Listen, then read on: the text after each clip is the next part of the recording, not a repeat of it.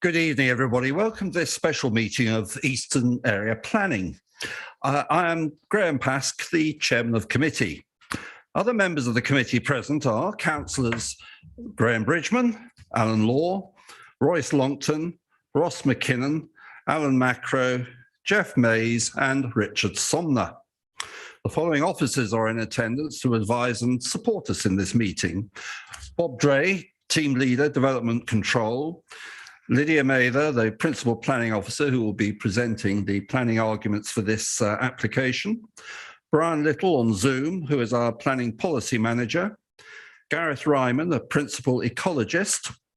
Paul Goddard, Team Leader, Highways Development Control, to advise us on highways issues relating to this application, also on Zoom. Kim Marr, to keep me on the straight, well, us all on the straight and narrow from Legal Services, and Stephen Chard from Democratic Services. Before we start proceedings, I'd like to explain, really for the benefit of members of the public who may be watching, that tonight's meeting is being held both over Zoom and with councillors present and COVID compliant in this new temporary council chamber. I can confirm that those present in the chamber are sitting socially distanced and are thus permitted to remove their face masks while seated. Representatives making a presentation to the committee have been encouraged to do so remotely by Zoom, but those in attendance in person are equally welcome.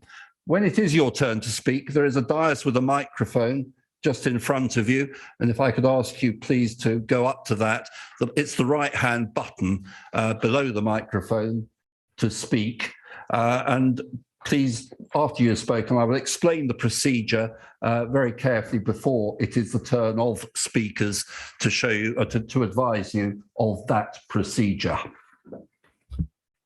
The meeting is being live streamed on YouTube, so members of the public are able to follow proceedings.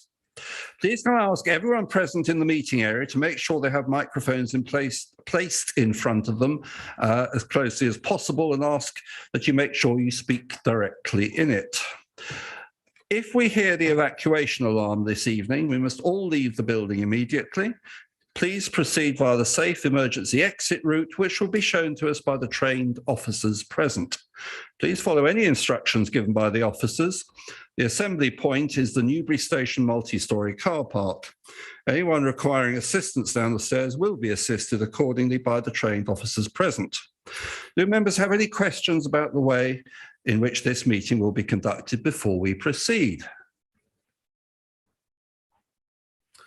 I would say that we are, of course, relying on Zoom. So when it is your turn to speak, if I could ask you please to use your Zoom hand, it gives me an order in which to observe those wishing to speak when it comes to, especially to the debate. And when we do get to the vote, I'm going to be ask you to use the old-fashioned way of putting your hand up in front of the camera on your screen so everyone can see how you have voted, and I can see you all and we can do a count as well. So without further ado, do we have any apologies for this meeting, please? We do, Chairman. Apologies received from Councillor Tony Linden. Councillor Graham Bridgman is his substitute. Also an apology from Councillor Keith Woodhams. Thank you. Item 2 is declarations of interest. I think I'm probably speaking for everybody when I say we have had a few pieces of paper and literature given both by the applicant and agent, and of course an opposition group, which I'm sure we have all read and noted. And I think we should declare that, therefore, that we have been canvassed. Do you all agree on block? Are there any other declarations of interest? Councillor Mays. I'm a member of the CPRE and also BBALT, but I won't be taking their case any stronger than the other candidates. Well, actually, you reminded me, I'm a member of BBALT as well. I have been for many years. I say that for completeness. Councillor Bridgman, did I see you with your hand up? You do, Chairman. Simply to say that clearly I'm a substitute, so I have received a lot of emails as a member of the general member of the committee, but not necessarily read them all up until a few days ago, those that I had received in time, because I didn't know I was going to be a substitute. However, I did, and I think some of us may have done, receive an email which had the subject line about this application a couple of days ago, which I deliberately did not read and ignored because it wasn't wasn't outside the 5 days. So I just make that additional declaration. Thank you. Kat? Yes, I am known to many of those involved. Is your microphone on? Is that better? Yes. It is. I'm known to many of the attendants here tonight who's been involved in communications related to this application as executive member, ward councillor and parish councillor, and also a fairly local resident. Interests are non-pecuniary in nature. I've remained removed from lobbying and conversation from applicant, agent, supporter or objector, including those supplementary items that you've mentioned this evening. And I will review this evening's application with an open mind, Chairman. Thank you. Right, thank you, Councillor Somner. Any other declarations of interest? Councillor Longton. I'm also a member of BBOUT. Thank you. Are we done with the declarations? Before we turn to the application in question, I was asked some time ago that we give consideration to allowing all those groups wishing to speak for up to 10 minutes, as opposed to our usual up to 5 minutes. I am making this as a proposal that we allow up to 10 minutes. It's a maximum figure, not a target, as I'm renowned for saying, but I do need that. I do need your approval. Oh, Councillor Macro, you're seconding that. May I have a show of hands, please, to show that you're happy for 10 minutes? Right, that is unanimous. So I will, when it comes to those wishing to address us, I will explain the procedure at that time, ahead of time.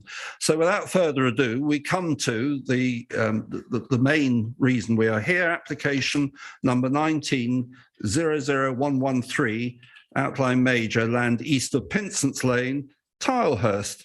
And I asked Lydia Mather, our planning officer, to introduce the report, and she will then be followed by Paul Goddard, who will also make his presentation. Now, before I ask her to do that, generally I would ask you, members, that if you have any questions based on the officer report, to hold fire, because very often questions that are raised in your minds could well be answered by those wishing to speak. But this is an important application, and I think we should vary that, again, with your approval this evening. And I think it would be reasonable to take any points of clarification, if I could put it thus, that you seek from the officers after they have done each presentation. So I'm going to ask Lydia Mather to make her presentation. If there are any points you wish her to expand upon that are relevant to what she has just said, bearing in mind, of course, that other questions may come to you after you've heard the public speaking, we can come back to her and ask her more. But I think it would be reasonable at this time. Does that meet with your approval? Again, a show of hands, please. Thank you very much indeed. Lydia Mather, please. Thank you, Chairman. I'm just going to attempt to share my screen. There we are. The application is hybrid, that is part outline for up to 165 dwellings on the western part of the site, a 450 square metre building proposed as a community hub, associated engineering works and with access to be considered. As part of the access works, the main access includes a section of single carriageway, replacement of the bollards to be located further along Pinson's Lane to prevent access beyond the site, a turning head beyond the bollards for refuse collection and other large vehicles, an emergency services only access point to be located where there is an existing farm vehicle gate, and a cycleway alongside but separate from the existing and to be retained public rights of way running east-west across the site. All other matters relating to the outline part of the application are reserved, that is landscaping, layout, scale and appearance. The proposal includes parameter plans that these would need to comply with at reserved matters. The full part of the application is for change of use of 8 hectares of the eastern part of the site for public parkland, proposed to be protected from development in perpetuity. I'll go through the details on the plans in due course. The main agenda report outlines the consultation responses and representations received on the application, in particular over 2,000 contributors who object, over 1,100 signatories to a petition titled Please Don't Build on Pinsent's Hill, and approximately 200 contributors in support. Tilehurst Parish Council object to the application, as do adjacent parish councils. The application is before committee due to ward member call-in, whether the recommendation is to approve or refuse, more than 10 letters of objection, and more than 20 signatories to a petition. As a procedural matter, we have been notified that a request has been received by the Secretary of State to call in the application for their determination. The Secretary of State can call in applications if the resolution of committee is to grant planning permission. In that situation, officers would update the planning case unit prior to issuing a decision. Designations and constraints of the site.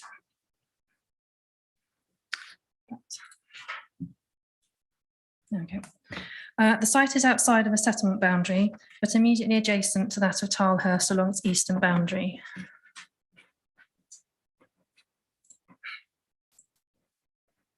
So I'm just going to try to get the laser pen to work, which is here.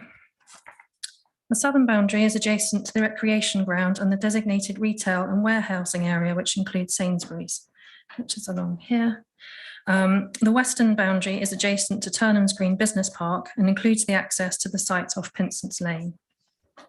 The northern boundary is adjacent to Pinsent's Lane, with the AONB terminating to the northern side of that road and adjacent to fields which are outside of the AONB and the rear gardens of 7th Avenue.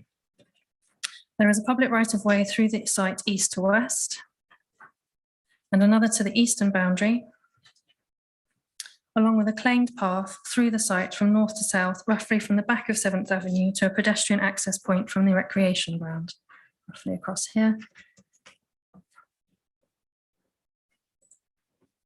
This slide shows more of the wider context of the settlement boundaries, which are in black, retail area, which is in blue, protected employment area of the business park to the south of the M4, which is here, and the wider public rights-of-way network. So the site is outlined in light blue. Sorry, and the AONB is this hatched green area, which terminates along here. The whole site and much of the surrounding area is within a biodiversity opportunity area. There are individual and group tree preservation orders on site. So the red dots are tree preservation orders, as are group ones in dark green and here. Off-site, there are also tree preservation orders, ancient woodland and a local wildlife site. The site is in an area of potential archaeological interest. Pinsent's Manor Hotel is a listed building, which doesn't show everyone on here, but it's there. There are potential mineral deposits on site, and part of the site is at risk of flooding from surface water. It runs roughly here. The main report sets out that the previous application for 750 dwellings, which was dismissed at appeal in 2011, predates current planning policy of both the Council and the National Planning Policy Framework. With regard to the principle of development, the current adopted policies of ADPP 1 and 4 are spatial policy setting out the hierarchy of settlements and how development is to be distributed across the district. Policies CS1 and C1 are the Council's housing policies. As you'll see from the main agenda report, the original planning policy consultation comments were that the application was contrary to policy. In particular, at that time, no comments were made on the broad location referred to in policies ADPP 4 and CS1. Their comments have subsequently been clarified that the site is within the broad location, including land outside of settlement boundaries, in which to find sites and land within the broad location is one of the types of which new houses will be primarily developed. Their most recent comments do not comment that the application is more widely contrary to policy, only on the presumption in policy C1. The main agenda also sets out the work undertaken on the local plan review to date and the change in circumstances in the Tilehurst area now that the neighbourhood development plan will not be allocating housing sites. The local plan review will now need to address the 175 additional houses requirement for Tilehurst. It is also noted by planning policy that Reading Borough Council's housing need has increased by 35% due to a change in the calculation methodology, which Reading Borough Council have raised they cannot meet within their boundaries, and that all councils have a duty to cooperate to address such needs. In terms of policy ADPP1, it states that most development will be within or adjacent to settlement boundaries and sets out the settlement hierarchy. The site is immediately adjacent on its eastern boundary with the main eastern urban area into which the majority of development is to be focused. Where the site is outside the settlement boundary, it is below the settlement hierarchy in the open countryside, where only appropriate limited development will be allowed, including affordable housing for local needs and focus on addressing identified needs. That's an extract from that policy. Here's an extract from policy ADPP4. ADPP4 relates to the eastern area. It states development will include implementation of existing commitments, infill development and site allocation. A broad location of land, both within the eastern urban area, comprising Tilehurst, Calcott and Purley-on-Thames, and outside of settlement boundaries between the eastern urban area and Theale, is identified in which to find sites for housing. The site falls within the part of the broad location, which includes land outside settlement boundaries. Here's the diagram, which is also in the agenda. So the eastern urban area is in the dark grey, and then the hatching over it is the broad location, which extends down across Theale, down to the railway here, and the site is roughly here.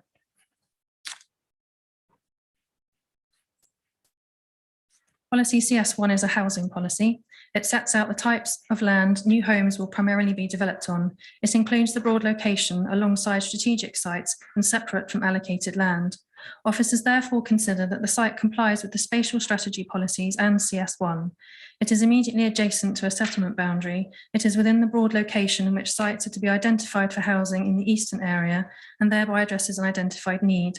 And being in the broad location, it is of a type of land on which new homes are primarily to be developed on. Policy C1 has a presumption in favour of new housing within settlement boundaries and a presumption against such development outside of boundaries with a list of exceptions. There is therefore a presumption against this application under policy C1, where it is outside of the settlement boundary and the proposed development is not one of the listed exemptions.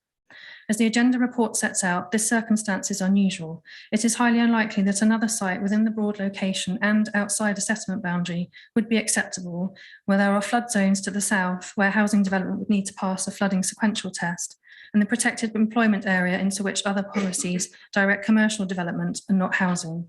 On that basis, granting permission for this application is not considered to set a precedent. Furthermore, where policy ADPP4 and CS1 include land outside settlement boundaries and ADPP1 allows for sites adjacent to settlement boundaries, officers consider, given the particular and unusual circumstances, less weight can be given to the conflict with policy C1 than would otherwise be given, where the proposal otherwise complies with the council's spatial and housing policies. Turning to the details of the application. I just grab some water, excuse me. The illustrative master plan would not be an approved plan, but shows how 165 houses could be provided on site within the parameters of the other plans and shows some of the strategy for the landscaping and rights of way of the proposed public parkland. It also shows the turning head and the location of the emergency only access point.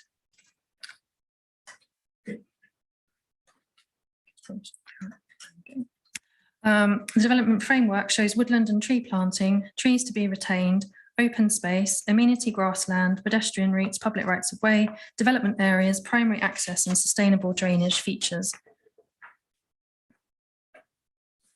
For the outline, there are parameter plans subsequent reserve matters would need to comply with. So this is the land use plan, which shows the areas of built form, indicative location for the community building, landscape buffers in dark green, and the open space in light blue primarily here.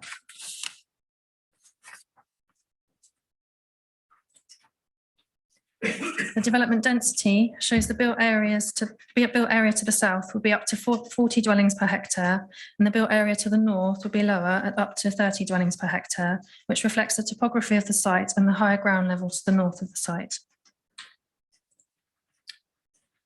The building form and story heights plan shows a no build zone following advice from the council's landscape consultant It's along here. Development to the south of up to 3 stories in height. Development to the north of up to 2 stories in height. Sorry, 3 here and 2 there. Again, to reflect the existing topography and more visually sensitive part to the north of the site. The development heights plan shows the maximum ground levels for the development as a result of engineering works to provide suitable gradients and levels for the access and internal roads and built areas. So the darker the colour, the higher the ground level.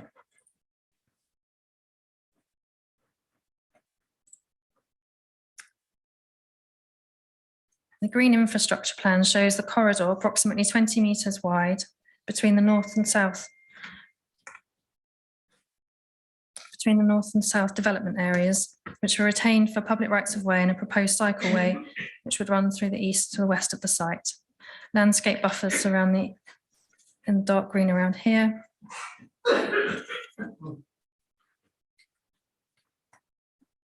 And planting and retained trees across the site. The access and movement plan shows the retained and proposed public rights of way. So this is the claim path here, which would be formalised.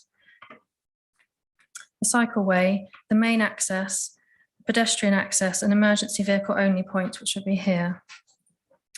The ecology strategy shows the type of landscaping, planting, grasses, scrub, hedgerows, sustainable drainage measures, ponds, and a dog walking area, which would be fenced here with ornamental ponds. This is the drainage strategy, which includes swales along here, an attenuation pond, and a rising main for surface water to move the water to a collection point higher on the site.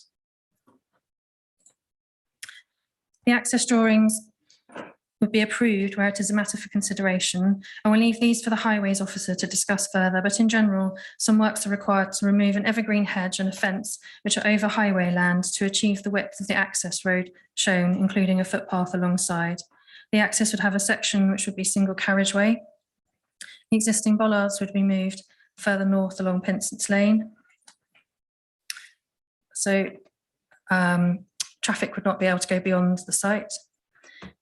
A turning head for refuse and other larger vehicles is proposed here. And the emergency vehicle access point further north of Pinsent Lane, utilising an existing entrance gate. It is proposed that the emergency services would have a master key and would only be used in exceptional circumstances. Let's go back to the drainage one, the master permit. Where the main and other technical issues are as follows. Where the site has been identified as having the potential for aggregates on site, a condition is recommended for their recovery. Where the site has potential archaeological remains, a condition for archaeological supervision is recommended. Contaminated land and construction method statement conditions are recommended by environmental health to protect future residents and existing residents from dust and noise during construction. Due to noise levels on parts of the site, conditions are also recommended by environmental health on glazing, trickle vents and air conditioning units for those units which might be affected and to protect future residents from that noise. Thames Water recommend conditions on water network infrastructure capacity and to prohibit construction and piling in proximity to the strategic water main. The local lead flood authority have some concerns regarding the need to pump surface water by a rising main to a higher point on site. However, they accept that it has been demonstrated to be feasible and that there does not appear to be an alternative. They make recommendations that reserve matters would need to comply with and conditions on sustainable drainage methods, maintenance and finished floor levels. The community hub building is required by policy CS15 to meet BREEAM Excellent, for which a condition is recommended. The application includes a climate strategy for a 35% reduction in carbon emissions from the development, including passive design features, air source heat pumps, roof solar panels, and whole life assessment of the development, including construction. The density housing mix provides for specialist types of housing, and the affordable housing are all considered to comply with policy. The proposal is for a full 40% affordable housing requirement under policy CS6, and provision has been made in the heads of terms of the Section 106 planning obligation for first homes as part of the affordable housing on site if necessary. In addition, and of particular benefit, are 18 market and 11 affordable houses to be built to building regulation standard for accessible and adaptable homes to be restricted in tenure to those aged 55 and over.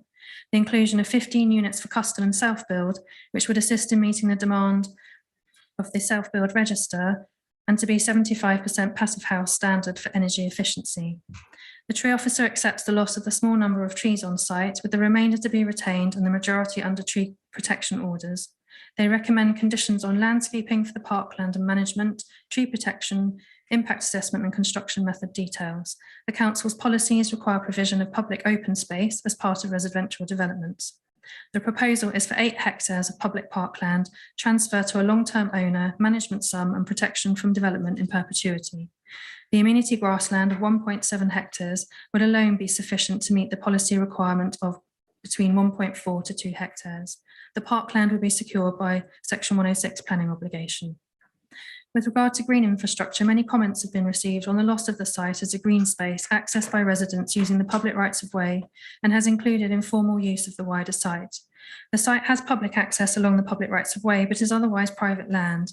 It is green space, but not otherwise open for public use beyond the rights of way. Furthermore, left over time, the site would continue to become overgrown, with the scrub slowly becoming secondary woodland. Other than the official and claimed public rights of way routes, there is no requirement for the land to be managed, and over time, the informal access to the wider site could become more difficult. It is the case that around 6.5 hectares of the site would be developed as part of the application and represents a loss of the existing green space. However, officers consider that the proposed parkland would provide a greater level of formal public access to the site. It would include detailed landscaping and maintenance, as well as informal play spaces and amenity land. With regard to public rights of way, the officer welcomed formalising the claimed right of way running north-south across the site. It was confirmed that the cycleway would not be combined, but separate from the public right of way footpath, and is seen as a benefit by the Transport Policy Officer, as it would provide additional sustainable travel infrastructure. Whilst it is acknowledged the internal roads for the development would cross the public right of way, it is accepted by the rights of way officer that this can be managed with regard to safety. Furthermore, the central east-west right of way and cycle path will be within the green corridor of approximately 20 metres wide, which is excluded from the built development area. With regard to biodiversity, the main agenda outlines that additional information and amendments to the biodiversity strategy, including additional ponds, landscaping details, retention and enhancements of existing habitats, and a separate designated area for dog walking, demonstrated a net gain in biodiversity can be achieved. Objections include loss of biodiversity. Whilst there will be an initial loss of habitats and measures required for protection of protected species, overall, the impacts are considered capable of being mitigated and long-term net gain in biodiversity achieved. Conditions are recommended on a species survey, updated biodiversity net gain calculations at detailed design stage, ecological mitigation and enhancement, management plans and external lighting details. The proposed community hub building originally fell under use class D1, but due to changes in legislation now falls under use class E. It is to be offered as a healthcare facility, although the care and commissioning group consultation response was that the additional residents of the development would not be sufficient to warrant the building being used as a GP surgery. Nevertheless, the Section 106 planning obligation would include that it be offered to the NHS for 12 months, and then other healthcare providers for another 12 months, and finally as a community facility for another 24 months. Conditions are recommended on some restriction to the use within Class E and hours of operation. Objections include the impact on the character of the area and the setting of the AONB. The parameter plans set out the constraints on the development at reserve matters. In particular, development will be limited to the 80-metre contour and building heights limited to 2-storey beyond the 70-metre contour and to the western edge. A 10 to 12-metre wide band for tree planting would run to the eastern edge of the build area. The density of dwellings would be less above the 75-metre contour. All of these measures were provided in response to the Council's landscape consultant comments. They consider these parameters sufficient to ensure the slopes of the Tilehurst Ridge are conserved, the setting and views into and out of the North Wessex Down AONB, as well as an acceptable visual impact on sensitive receptors from within and outside of the site. I will leave the highways matters to Paul Goddard. Otherwise, in conclusion, the proposal is considered to comply with policy subject to conditions and planning obligations, with the exception of policy C1. The main agenda sets out what officers consider to be the benefits and adverse impacts of the development as part of the planning balance. There will be adverse impacts on Pinson's Lane access road, the conflict with policy C1, the less sustainable solution for surface water management, the loss of part of the greenfield site and engineering works for the built development, and noise impacts on future residents. The benefits are considered to be the provision of housing, affordable housing, housing for specialist needs, and the custom self-build, housing for older people. The parkland and public open space far exceed the policy requirement, public rights of way upgrades, including the cycleway, economic benefits, biodiversity net gain, sustainable construction and strategy on carbon emissions, and the community hub building. Overall, it is considered that the benefits outweigh the adverse impacts, such that the recommendation is for approval, subject to the conditions and heads of terms for a planning obligation as set out in the agenda and the update sheet. Thank you, Chairman. Thank you, Ms Mather, for a very comprehensive and clear presentation. I see Councillor Law has his hand up for a point of clarification or a question. Councillor Law. Yes, thank you, Chairman. I think maybe this question should wait until Mr. Goddard, but I think it's such a general one. I think probably the case officer could handle it. It's to do with emergency access. I know there's a special position for emergency vehicles to access. Can you just remind me, because I can't recall and I couldn't find it in the report, is that emergency exit or entrance accessible from the north as well as possibly from the south? Yes, it would be. It is. Thank you very much for that. Thank you. Councillor Mays. Yeah, thank you, Chairman. I've got a number of points here which I'd like to ask Mather about. The Reading numbers on their housing, you say was modified, the change. What was the reason for that change by Reading Council on the numbers of houses that they could not accommodate within their own area? That was one of my questions. Well, if we could just take them one at a time, I think, Okay. then we won't lose our way. And we do have Brian Little if there are more technical Yes. questions and other professional officers who could guide us. But Ms Mather, can you assist? I can, but it might be easier for Brian Little, who's put his Right. hand up, if you don't mind. Mr Chairman. Little, can you assist, please?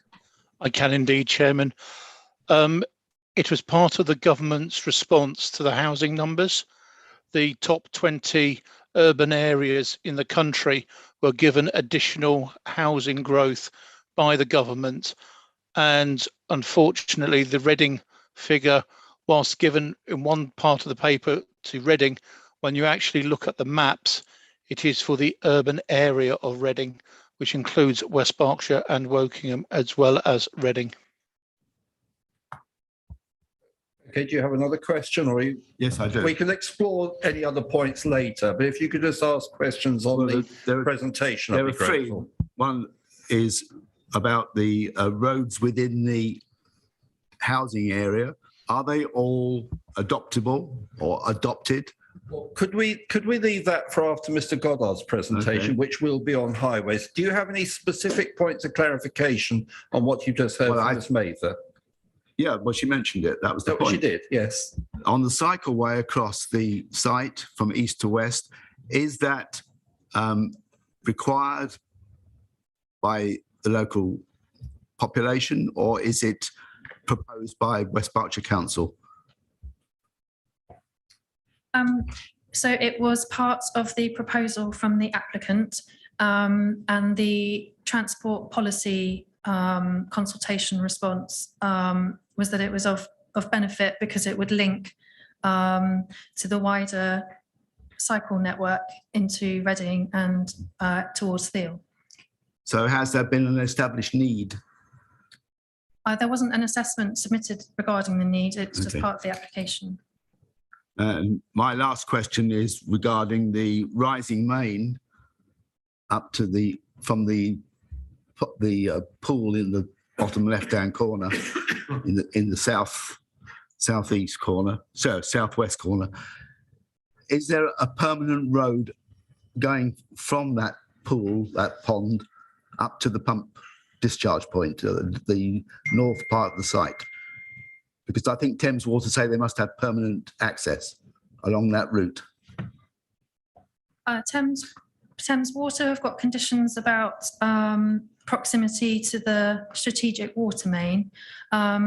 The local highway authority was saying where it needs to go, where it would need to go under some internal roads, further details of that would be required. At the moment, the access is for consideration. There's a primary route which it does cross. The other internal roads would be reserved matters as part of the layout. So will Thames Water have permanent access along the route of that rising main if it is built? Yes, we would. Yes, we would need to comply with Thames Water requirements. Okay, thank you very much. Councillor Bridgman. Thank you, Chairman. A couple of questions. Firstly, the claimed path. Just to clarify whether that has been put forward as a proposed public footpath for usage, 20 years use and all that in the round of claiming of public footpaths that was we were certainly involved in last year and the year before. Is that how that path comes to be claimed? Yes, it's been claimed because of the use for 20 years and is proposed. No decision has yet been made on it.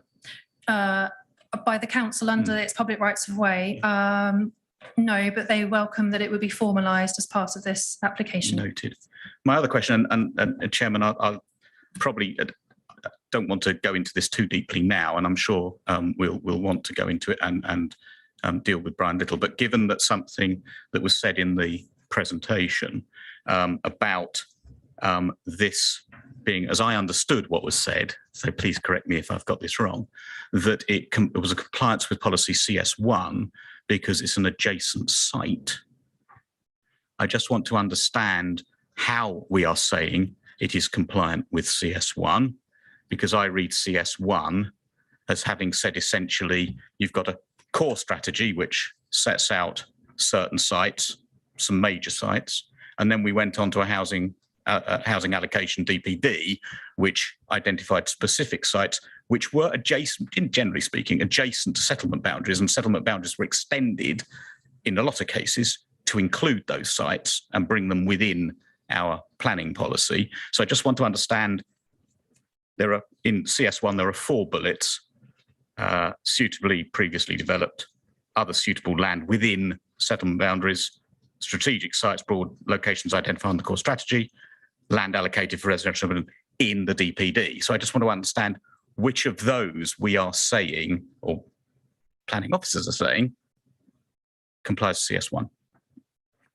Ms. Mayor. So it's the third bullet point with regard to the broad location, which is within the diagram of ADPP4 for the eastern area.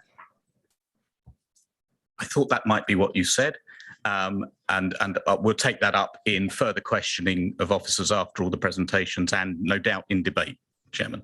No doubt. Mr. Little, did I see your hand go up to comment, or can we move on? It was to provide clarification, but we can move on, and I can provide clarification later on, Chairman. Okay, that's super. Thank you very much. In that case, members, I see no more hands up, so I'm going to ask Paul Goddard from our Highways Department for his presentation. Mr. Goddard, please. Thank you. Good evening, Chairman, members, everyone else that's listening in. Can everyone hear me? The highway section of the committee report, the main committee report, is from page 28. There is some additional information in the update report, which I will refer to at some point. I also understand that the planning officers have prepared me with a few slides to help with what I've got to say. Lydia Mather has covered a few points. The original planning application came in with 265 dwellings. It is now 165 dwellings, and that is due to the extensive traffic modelling exercise that has taken place since the planning application was submitted some 3 years ago. The planning application form is outlined, so it's considering access only. The layout of the site would obviously be considered at reserved matters.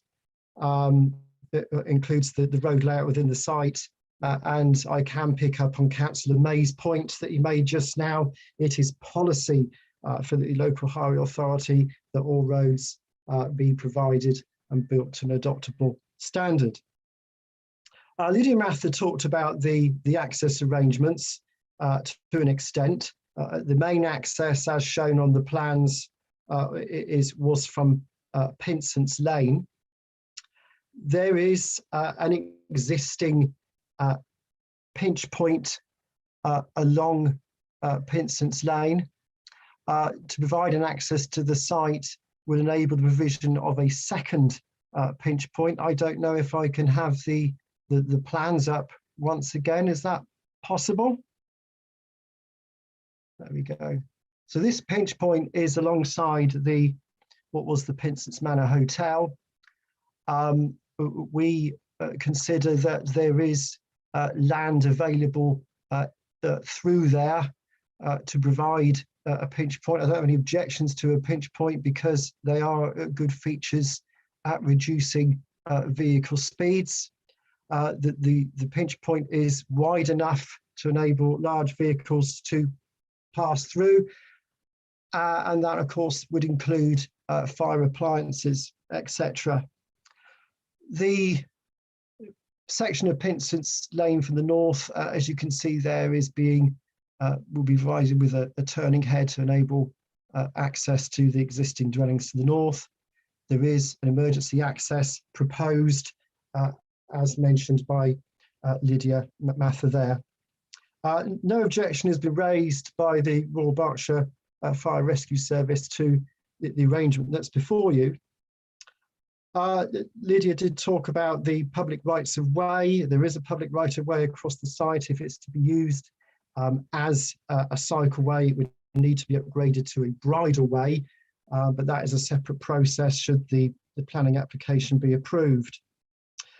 There are also pedestrian links proposed to the south that would link the site to the retail facilities to the south and the recreation ground.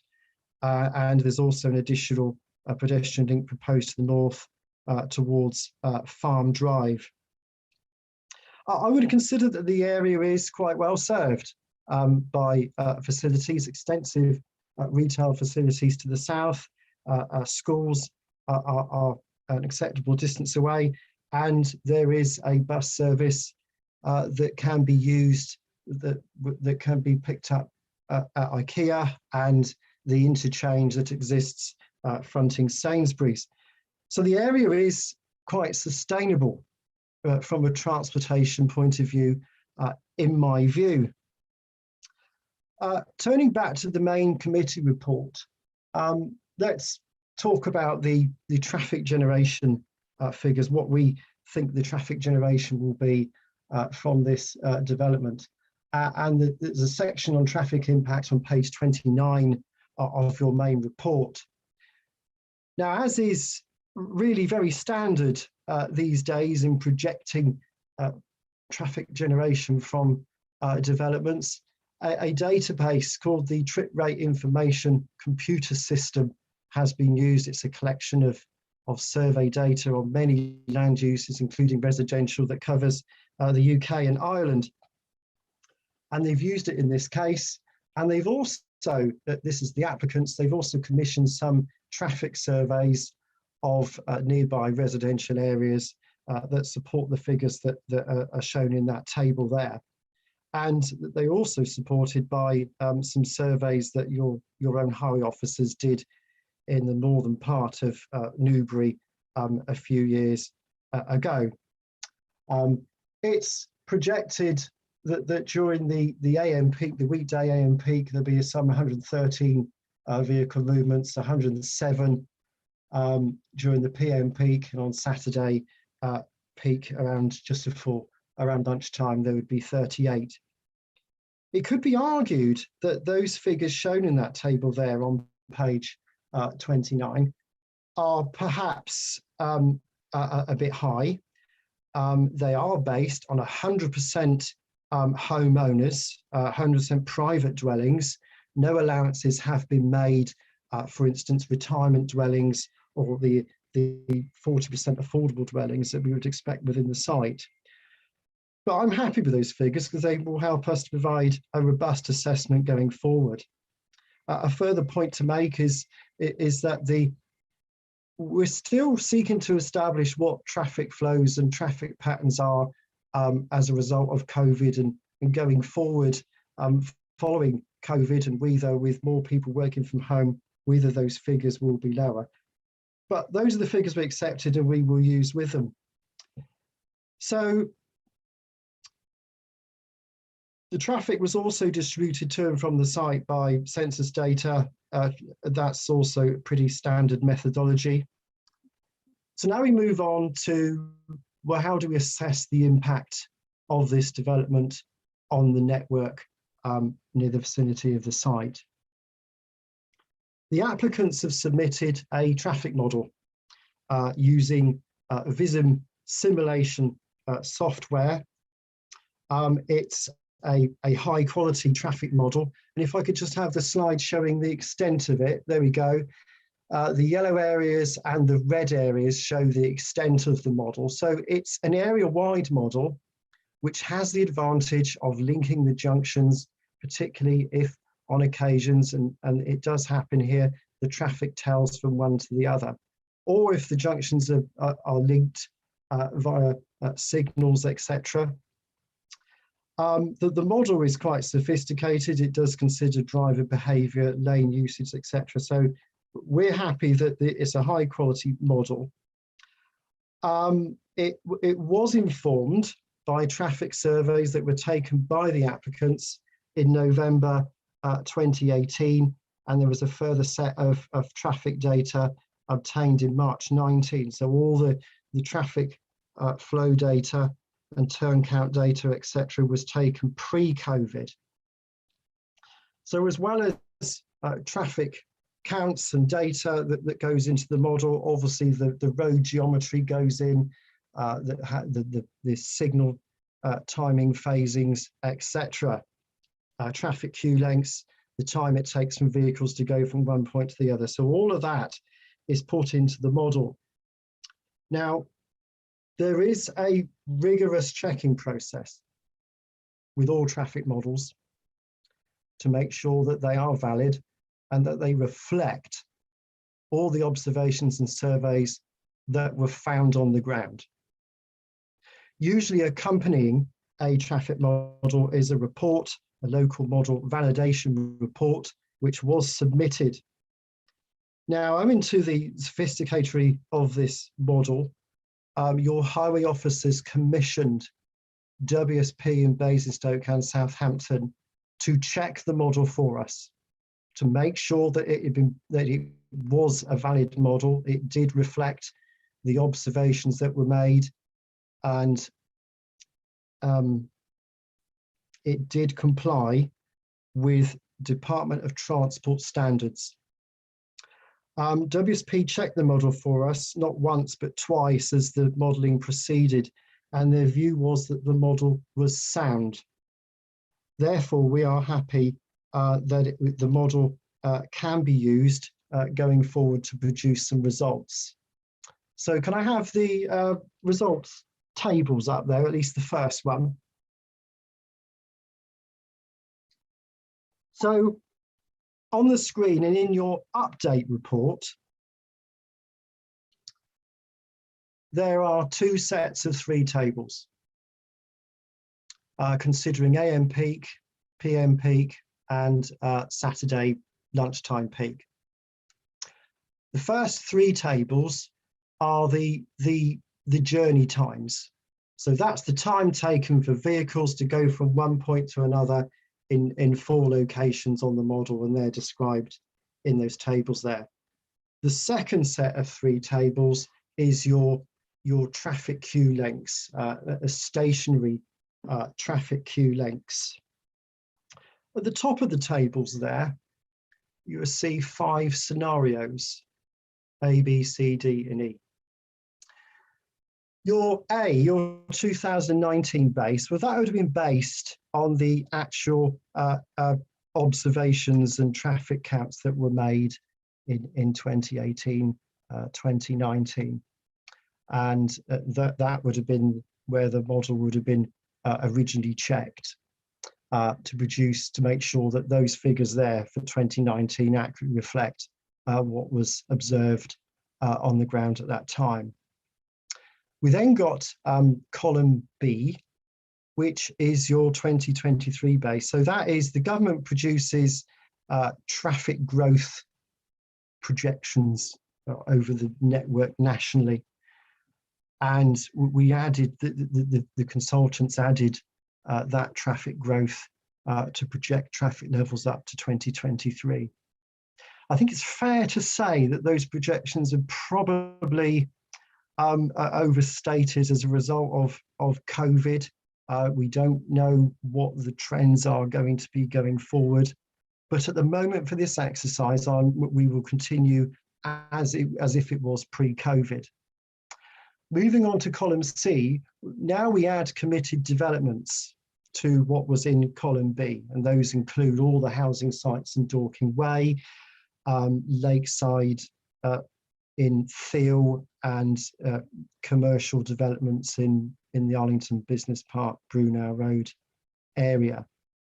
So column C is how the situation will be on the network if the development wasn't provided. So columns D and E is what we need to compare with column C. Column D is the case as modelled for 265 dwellings. And column E is what is currently before you tonight at 165 dwellings. Let me talk a bit briefly before we go further about what's a maximum average, which you may see on your screen there. The traffic model is run each time it's run on 10 occasions, and the maximum length that the queue reached at every point, that maximum is averaged. So you have 10 figures that are then the longest queue is then averaged. I consider that to be a more robust measurement than using an overall average for you, because if we used an overall average, I would argue that, well, half the time the queues or the journey times may be longer.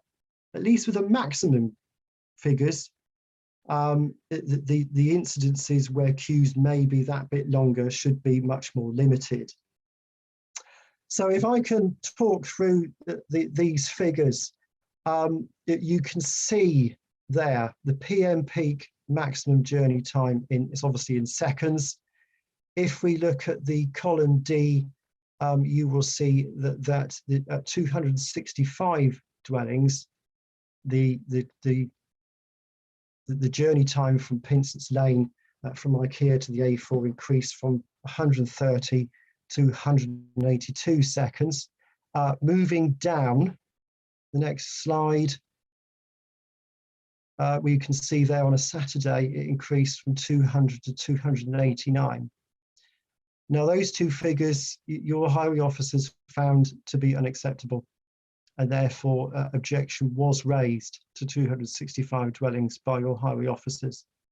But you may see that 165 dwellings, the increase is not so extensive, and we take the view that it's not extensive enough to sustain refusal.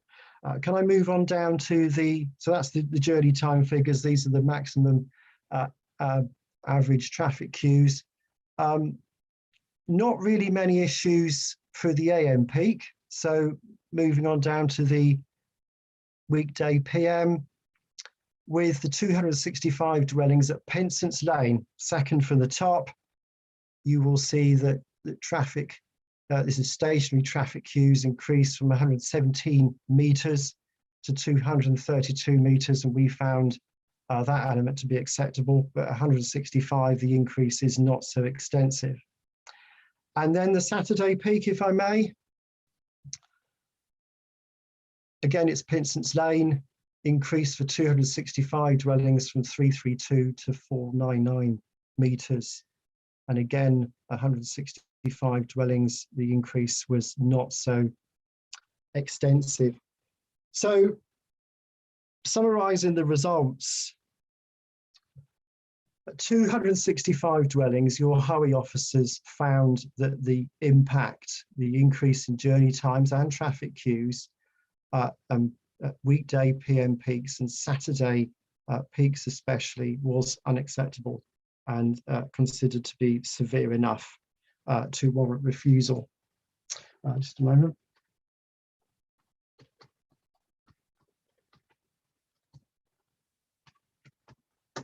So I just needed to log myself back in there. So is that enough to warrant refusal? So what I would do is take you, if I may, to the main committee report in paragraph 6.48, which I'm going to read in full. This is from the National Planning Policy Framework, and it states that development should only be prevented or refused on highway grounds if there would be an unacceptable impact on highway safety, or the residual cumulative impacts of the road networks would be severe. That term severe is a difficult one for highway officers to get over, and the definitions of severe from planning appeals that have been held and resulted nationally is that that bar is quite high. It does have to be quite severe. So the point for you to consider tonight, decision makers, is are the figures in that table for 165 dwellings, are the increases enough there to say that it is severe, that we should object to this planning application and refuse it? My argument is that I do not think the figures are enough to sustain refusal. I do not consider that they are sufficiently severe. I would also make the following points in support of that. The scheme before you tonight is lesser than the scheme that was submitted. It's taken 3 years, a lot of toing and froing, a lot of model runs, a lot of debate and discussion with the applicant's highway consultants to have a smaller scheme before you tonight at 165 dwellings. You have high traffic generation rates and high traffic growth rates going forward, probably as a result of the impact of COVID, which is still being established. You have a high quality traffic model that has been checked extensively, not just by me, but by external consultants to ensure that we had a reliable opinion. And also, in all the figures in the tables above, instead of using overall averages, I used maximum averages. And on this basis, your highway officers raise no objection to this proposal. Thank you, Chairman. Thank you, Mr. Goddard. And I note, before I start, Councillor Bridgman's hand has been up for some time. Was it a legacy hand from before, or do you wish to come back? I'm not going to ask you to come back now, but do you wish to come back? Councillor Bridgman, in a minute. Chairman, it's a legacy hand. I apologise. No, that's no problem. I'm going to claim Chairman's privilege and ask a question. Mr. Goddard, when you were talking about your figures, those are the ones on page 29, did I hear you correctly when you said that traffic figures, I believe you said, exclude those for the affordable housing and the over 55 housing? Did I hear you correctly, or did I misinterpret? Chairman, what I stated was that those figures are based on all 165 dwellings being privately owned. It hasn't considered that some of those 165 dwellings would be affordable or retirement dwellings. If we included those figures, it's likely that that data before you would be less. Okay. I think I have that. I may explore it further later. Councillor Law, your hand went up first, I believe. Thank you, Chairman. I've got two questions, if I could. I'll take them. Do you want me to do both together? Or? Well, if you could do the first one, let's see how we go. I want to keep it quite as simple as possible. Yeah, they're not complicated. Mr. Goddard, you read out paragraph 6.48. I'm looking at 6.47, the one above it, where you quote, as I guess you wrote this bit, on balance, highway officers do not consider the increase increases to be sufficient to raise objections to 165, unbalanced. And in the pit you've read in 648, it's not just severe. You talk about sufficiently severe. Now, my question is, clearly you've looked at, and it was nice that you did your presentation and showed us the figures for 265 houses. That wasn't in the report. The report just covered the 165. My question is to you, what's the exact number of houses? It's obviously somewhere below 165 that you'd be happy to make a strong recommendation rather than an unbalanced one. That's my first question. I am making a strong recommendation. I think the word balance was there because your highway officers are aware that there are at times congestion issues in this location. There are incidents a handful of times of the year. For instance, last year, there was congestion during the May Day bank holiday because it was a bank holiday and COVID restrictions had been lifted at that time, which made a lot of people go out and about because they hadn't been for a while. And also there was further traffic congestion on December the 23rd, a few weeks ago because a car broke down. It is a sensitive location, and what I'm trying to do there in those paragraphs is accept that we highway officers are aware of that. But we do have a strong highway model, which leads us to the conclusion that the impact from this development should not be severe, and therefore we do recommend approval. I hope that helps. Well, I hope that does it for now, at least. We all second Yes. that, Councillor. Yeah, thank you. It's not the usual interpretation of unbalance that we get at planning committees.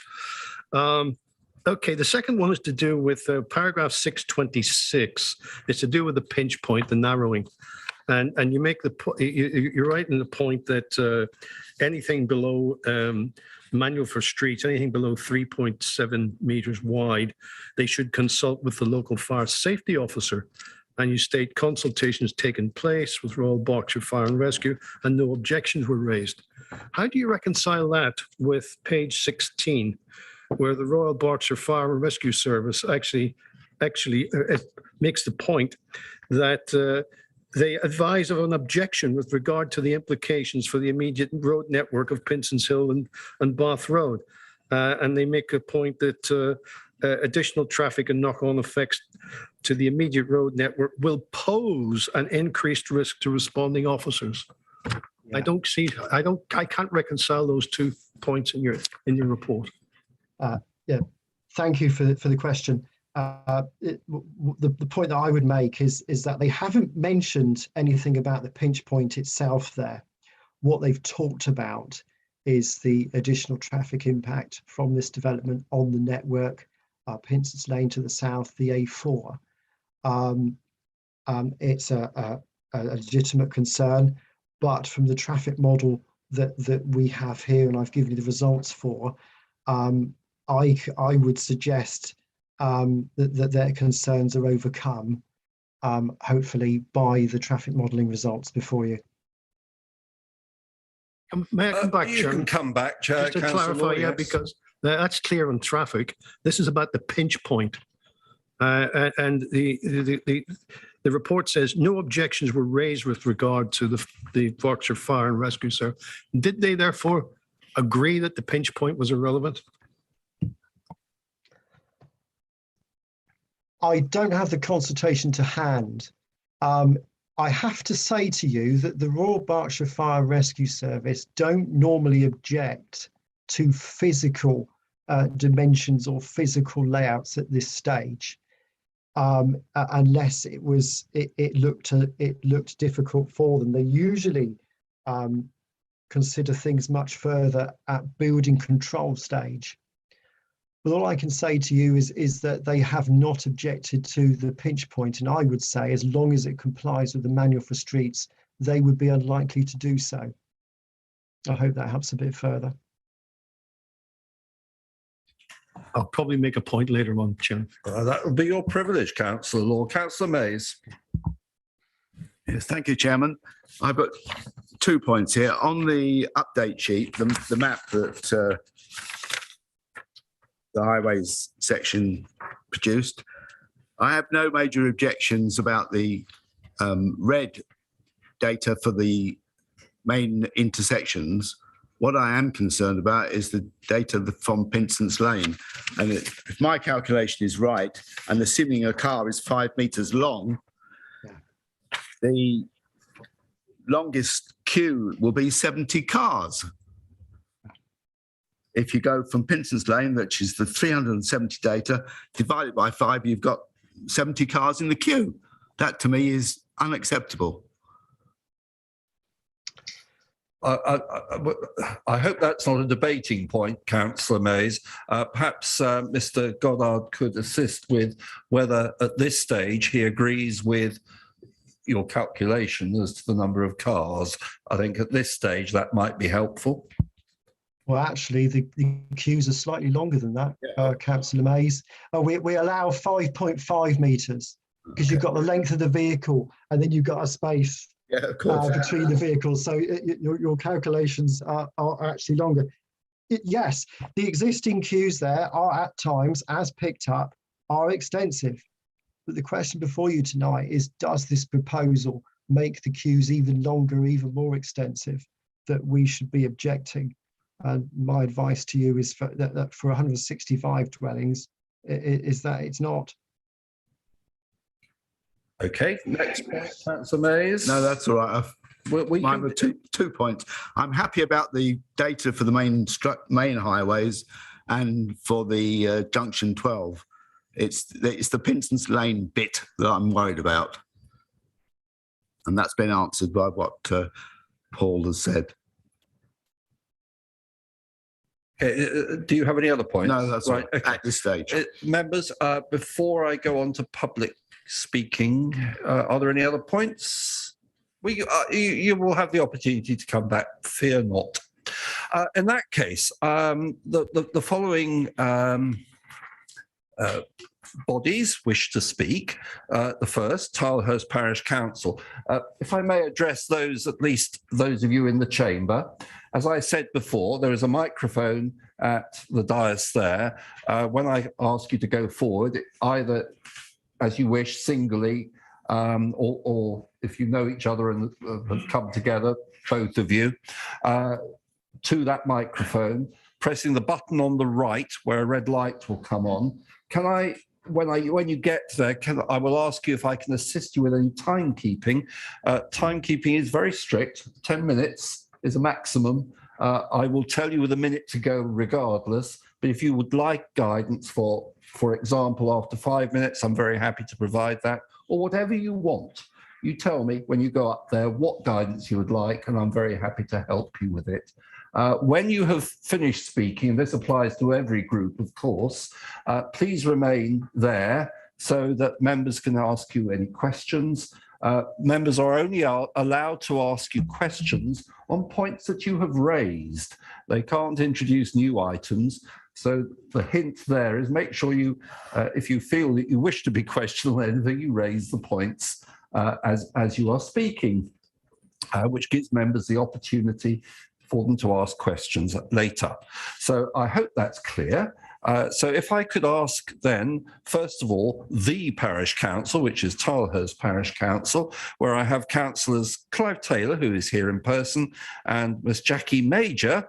Would one of you or both of you like to go to the microphone, please? Clearly, Councillor Taylor, thank you very much. It's up to you how you divide your time. Can I assist you? Probably let me know. I'm expecting to take about 10 minutes, so if I should let me know 5 minutes and maybe at 9 minutes. 5 and 9, yes, absolutely. But I would emphasise that each group is sharing the time. It isn't 10 minutes each. I shouldn't be able to sit down, but. Oh, I am sorry. Yes. Okay. You can hear me okay? Can I just establish that is Miss Jackie Major not intending to speak? No, I assume she is on the call. She's not here I'm in sorry, person. I was told she was attending, on Zoom. Yeah. Right, first of all, before you start, Miss Major, are you actually on Zoom, please. Oh, there you are. I see. Are you intending to speak? No, I am just here as a backup in case there's anything Clive needs to refer to me. That's perfect. Yeah. Okay, I think- as long as we know where we are, that's No, that's exactly what I was going to say. If, maybe if it comes to Ideal. questions, Jackie might be able to help me. The floor is yours. Okay, thanks very much. Good evening. I'm Clive Taylor, Vice Chair of Tyler's Parish Council.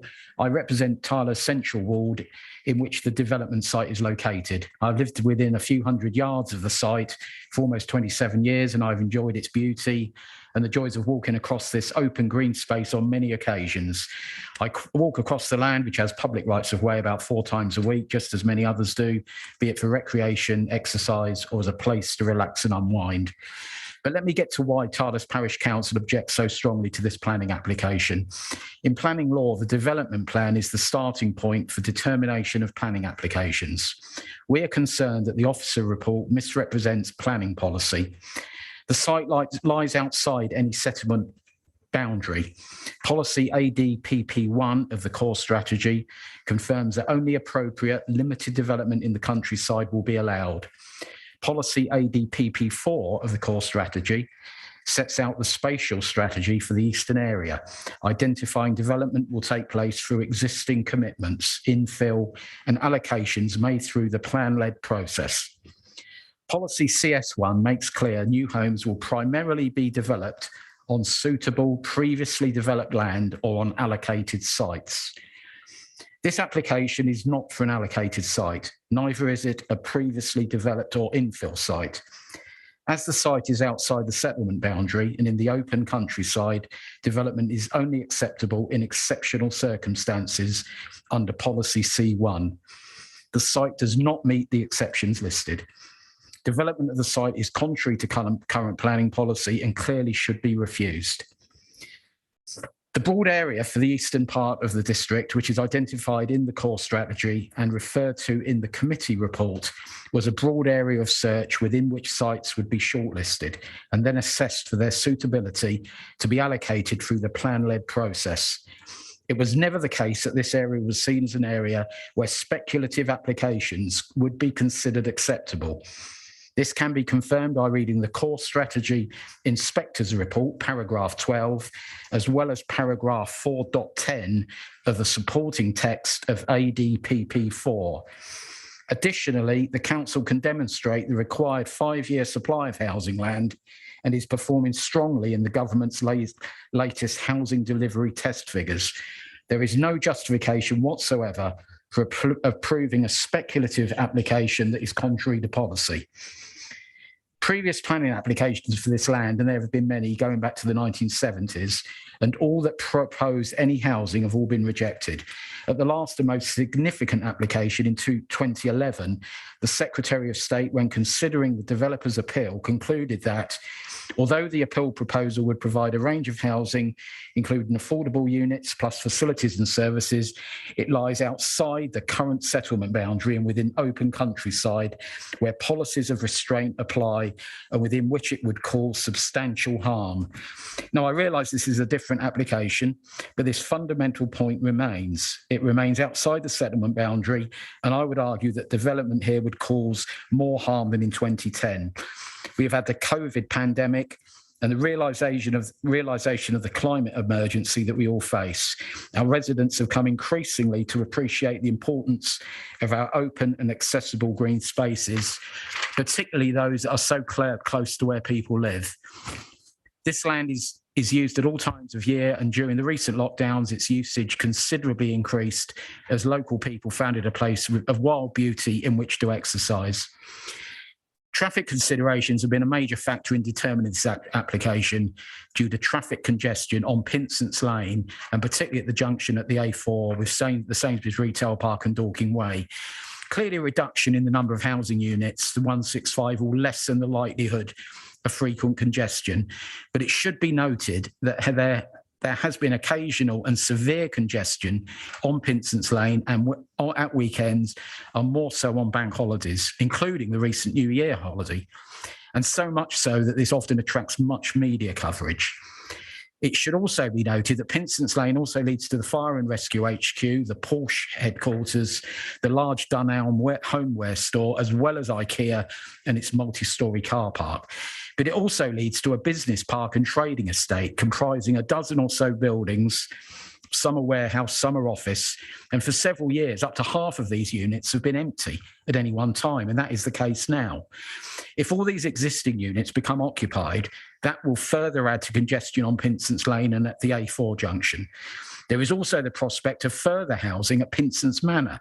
50 units are proposed, all affordable, I might add, and on a brownfield site. This is immediately opposite the greenfield site we are considering today. So I would put it to you that the congestion could get much worse than it is now on Pinson's Lane. Just over halfway. Thank you. The access road into the development will be single lane only due to the pinch point caused by the existing buildings and boundaries of neighbouring land. This seems far from satisfactory to me.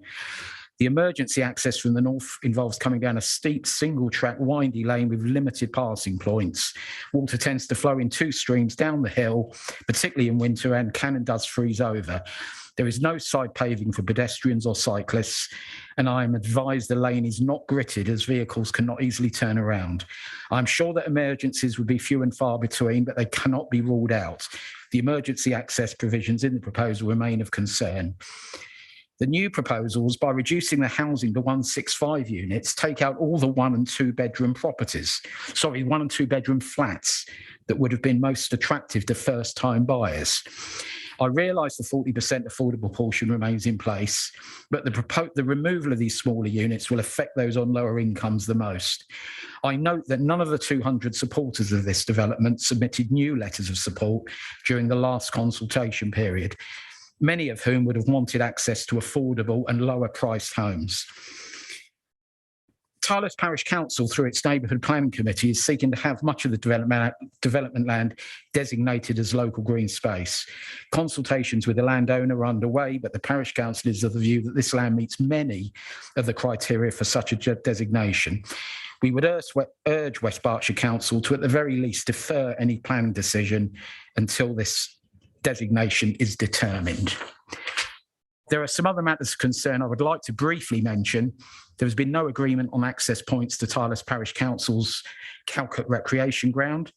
The development of a horse grazing field impacts on the rural and equestrian economy and recreation of this area. There's an impact on NHS GP services, I believe. The nearest surgery in Royal Avenue in Calcutta has been closed for some time. The nearest surgery is in Thiel, which is some considerable distance away, and with a needs improvement rating, so is clearly struggling. Local schools may struggle to accept new pupils. One school in the immediate area has advised me in the last 2 months that they physically have no more space.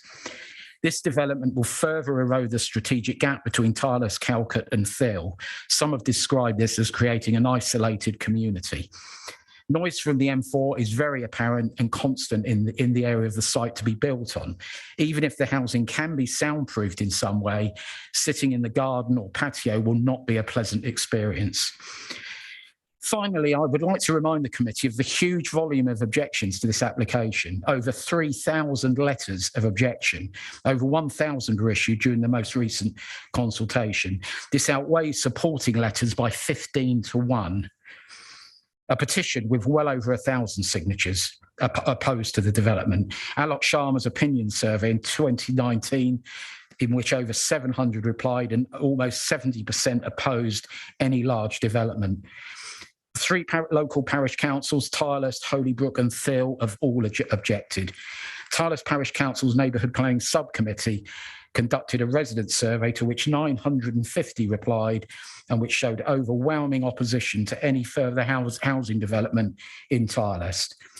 Last but not least, 2 months ago, I held a discussion session with over 40 young people who make up the school council at Little Heath School. 1 minute remaining. A 12-year-old girl put her hand up and asked me what I was going to do to stop the building of houses on Pinson's Hill and to protect the wildlife of that area.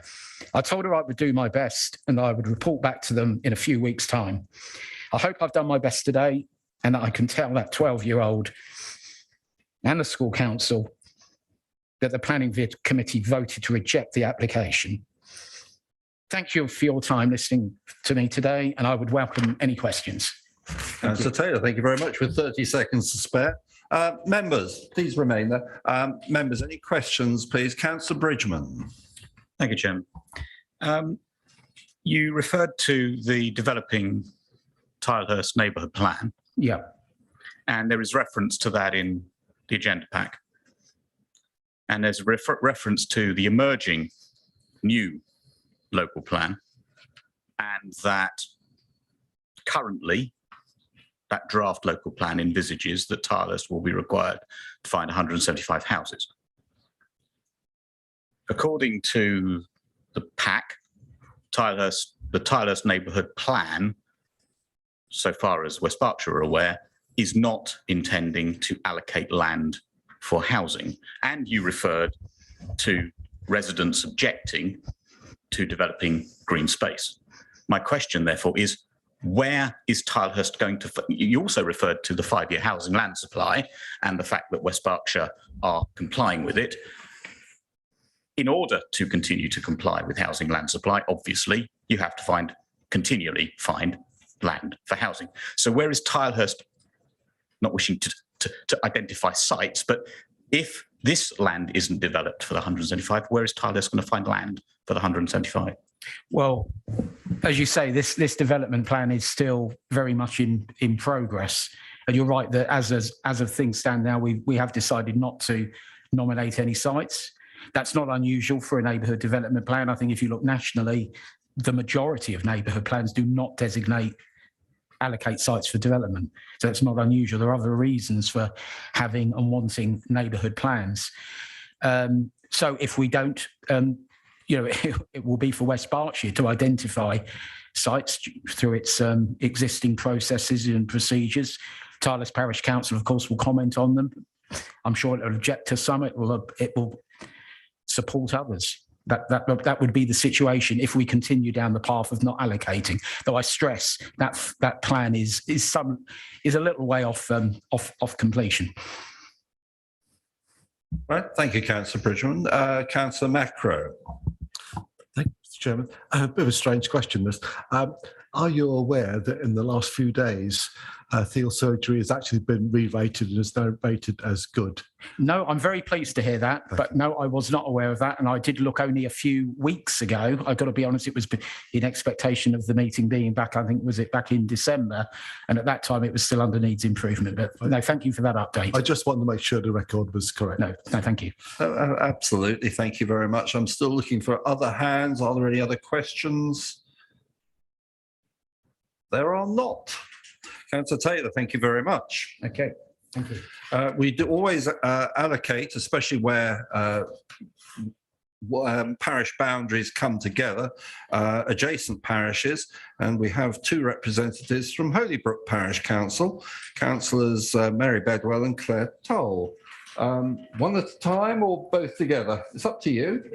Who's going first? I'm going first. You're going first. Councillor Bedwell, can I assist you with a half-time report? You could do, thank you very much. I will do that with pleasure. And you know the score. Please remain there after you've spoken for any questions that members may have. Good evening, everybody. Can you all hear me? Thank you. Holybrook Parish Council robustly challenge why this application to build on a greenfield site has been recommended by officers for approval. This site was never allocated by the DPD and is not listed in policy SP14. There is a presumption against development outside of settlement boundaries, and this development is probably not needed for the council to achieve its building target. The Prime Minister has pledged no more building on greenfield sites. The Campaign to Protect Rural England have stated local authorities should delay making decisions until revised planning policy is issued. A climate emergency has been declared by West Berkshire, yet development upon development that harms what is a little natural environment we have left and overloads our already saturated infrastructure gets pushed through. The Environmental Health Officer's comments regarding noise levels above the World Health Organization levels is particularly damning, and that air conditioning will be needed in most of the houses because gardens will be too noisy to allow windows to be open in hot weather. How ridiculous is that?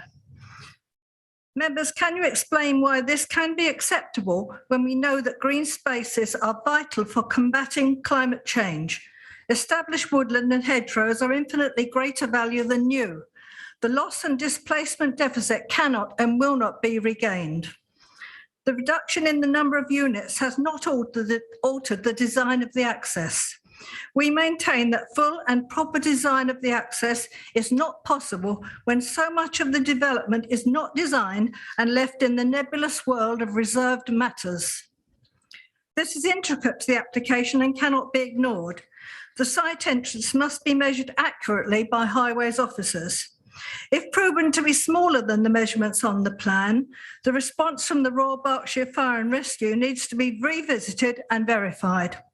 They state the document we work to regarding what is an acceptable carriage width is approved document BADB.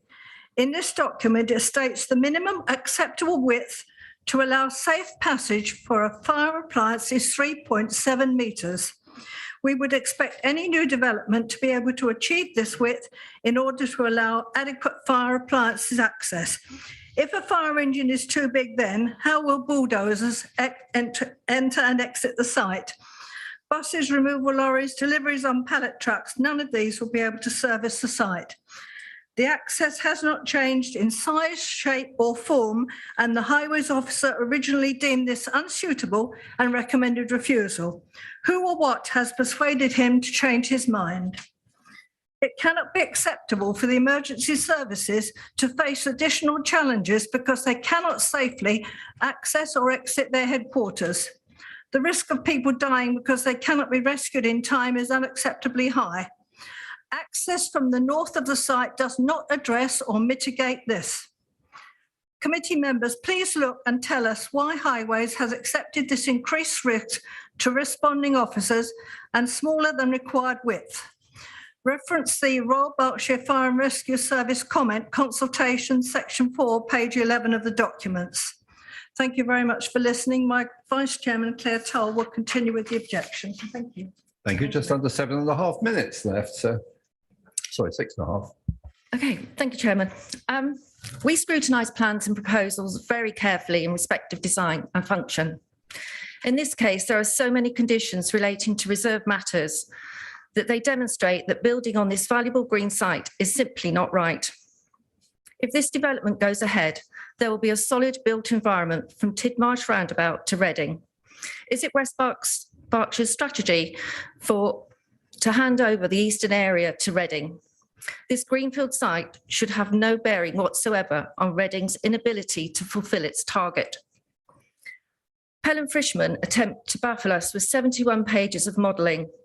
Their data always favours the developer. The reality, knowledge and experience of residents is consistently ignored. There seems to be no limit to the saturation levels to be inflicted and endured in our area on a frequent, not occasional basis.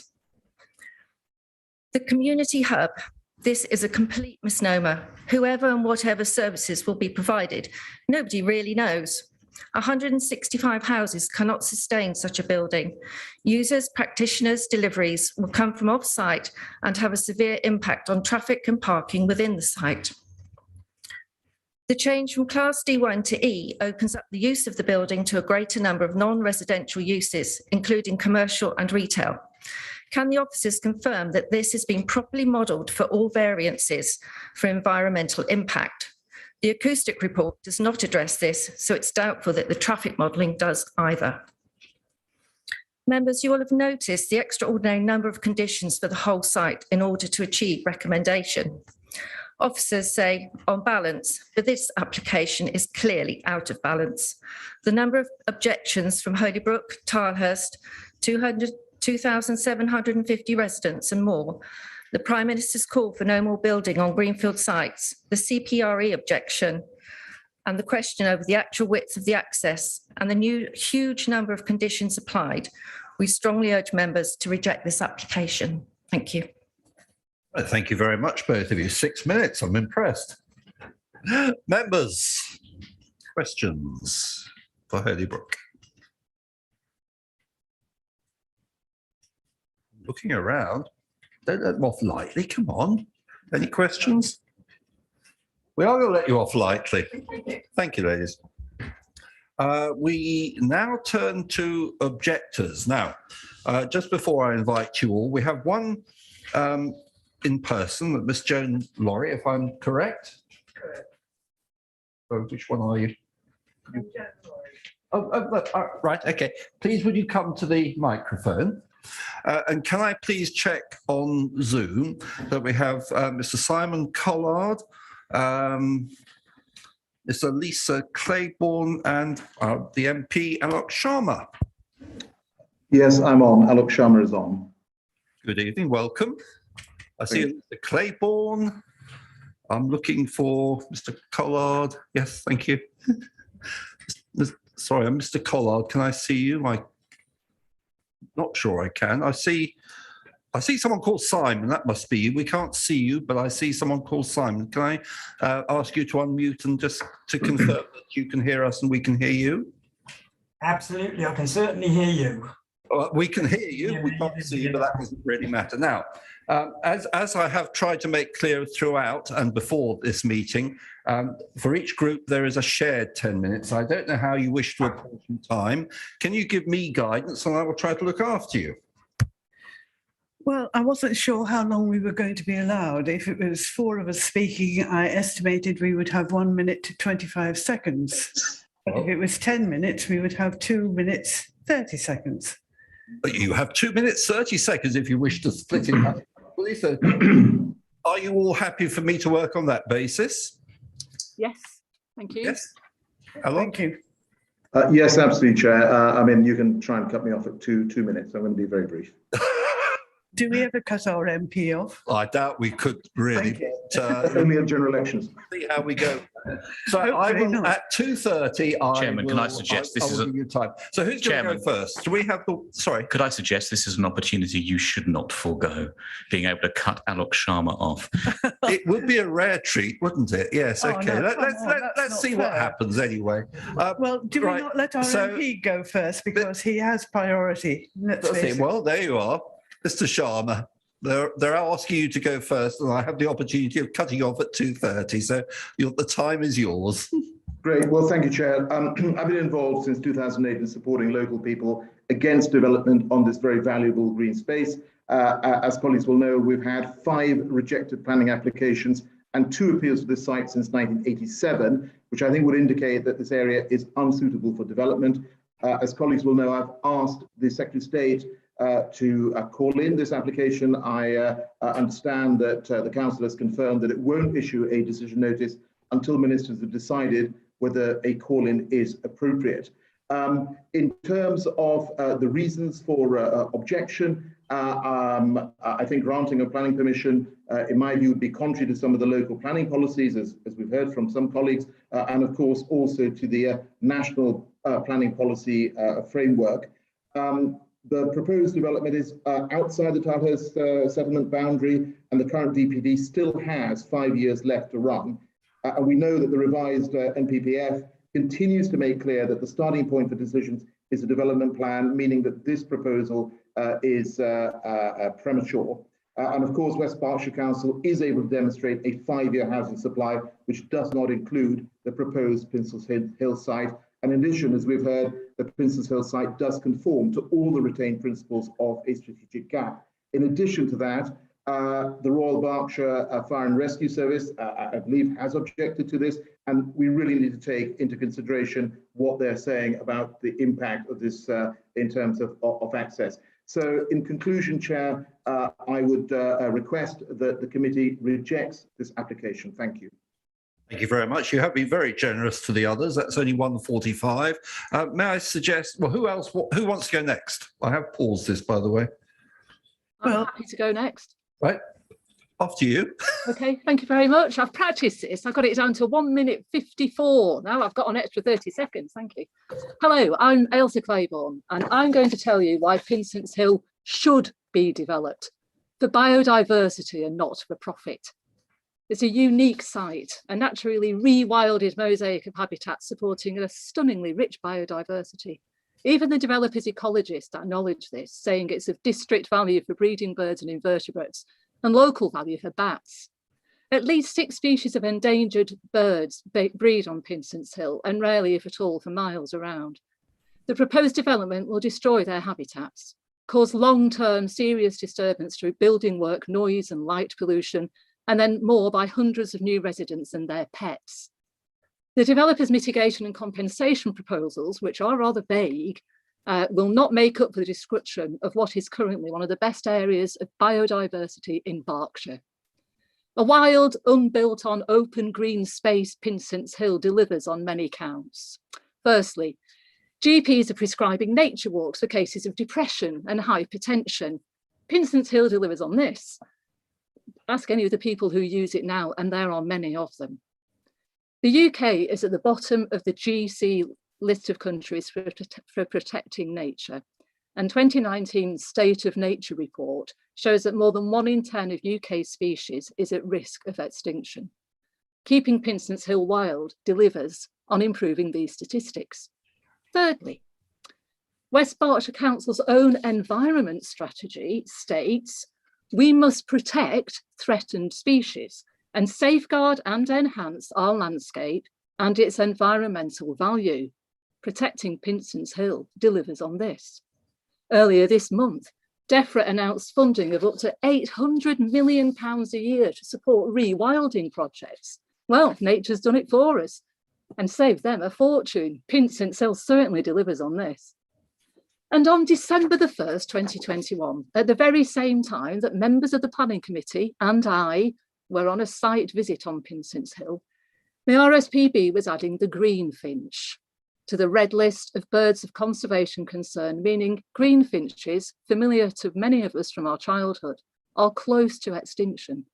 Pinsent's Hill is a hotspot for greenfinches, with flocks of up to 25 breeding and feeding there. The hill delivers in protecting our threatened species. Ladies and gentlemen, Pinsent's Hill delivers on all these counts and more, and should be developed for nature, not for profit. Thank you very much.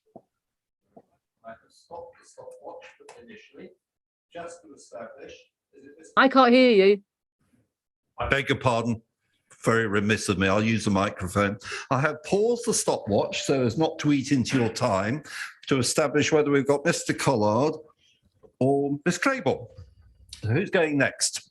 Well, Miss Claiborne's just spoken, so I got that wrong as well. I do apologise. Miss Laurie, Miss Laurie, who's going next? Ladies first. So Joan, if she's there. Right. Well, you've got 5 minutes, 20 seconds between you.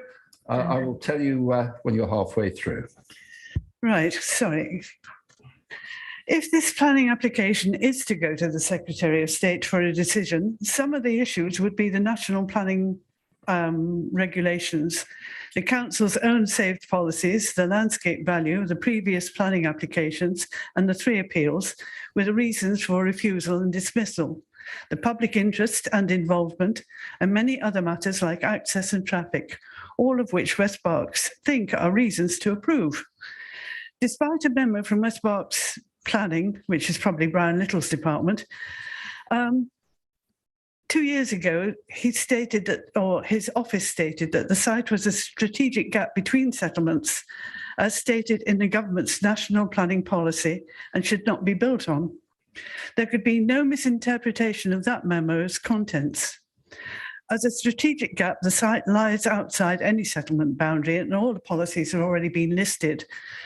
There's APP1, ADPP4 of the core strategy, which sets out the spatial strategy for the eastern area, stating that development will take place through existing commitments, infill, and allocations made through the plan-led process.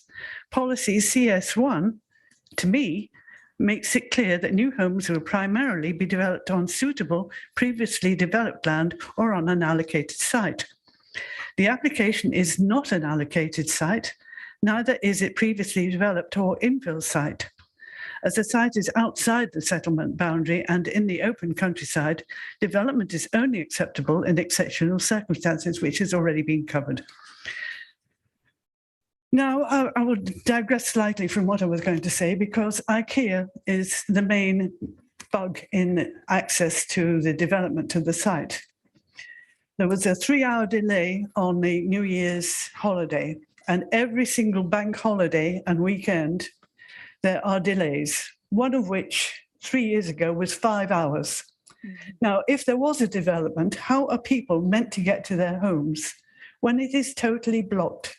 The traffic flows may be perfect and everything else, but occasionally, and I think it's a minimum of 10 days, if you count the 3 days as a bank holiday.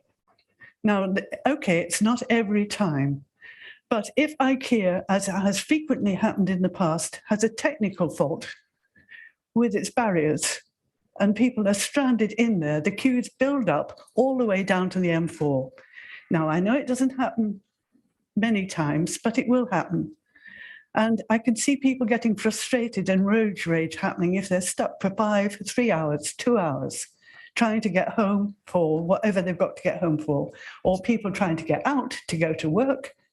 It will affect the people in the new residences. 7:30. No, I will finish there. I've had a lot more. I could go on for weeks on this, but you don't really want us to go. Many of the faces I recognise from the 15-year period it's now been since Blue Living first put in their application, and you've sadly lost a committee member, and I commiserate, and I welcome the new committee member. So I know we've tried your patience on this over 15 years, but please can we have some common sense? Access is extremely difficult to this site. It's almost locked. Thank you. Right. Mr. Collard, you have just under 2 minutes, I'm afraid. Over to you.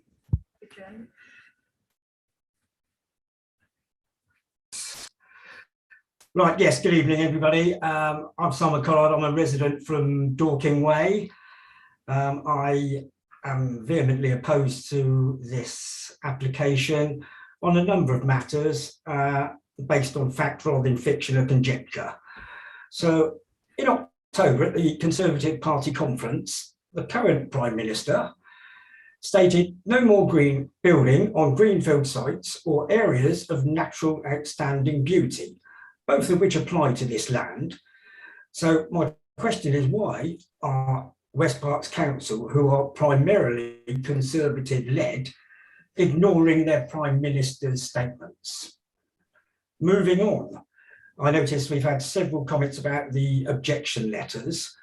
So here's a fact for you. Since the 26th of September 1920, there have been 4 letters of support and 2,800 objection letters. So 30 seconds left. Yep.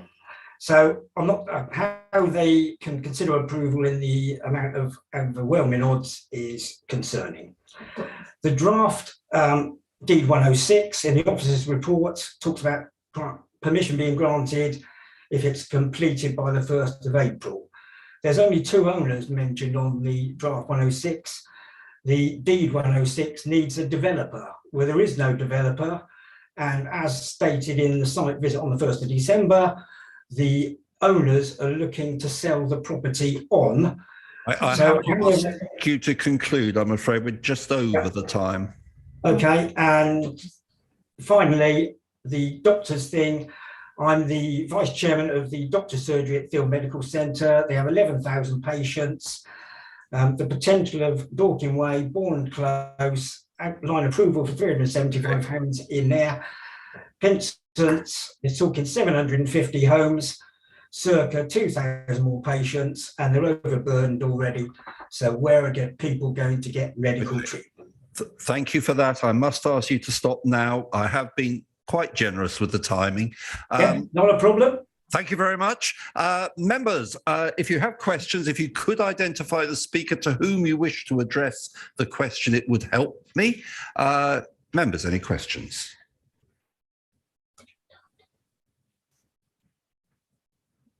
No, we're letting you all off lightly. Thank you very much indeed. We now come to a supporter. We have Mr. Chris White, who is on Zoom. I'm looking for you on Zoom. I'm sure you will very soon appear.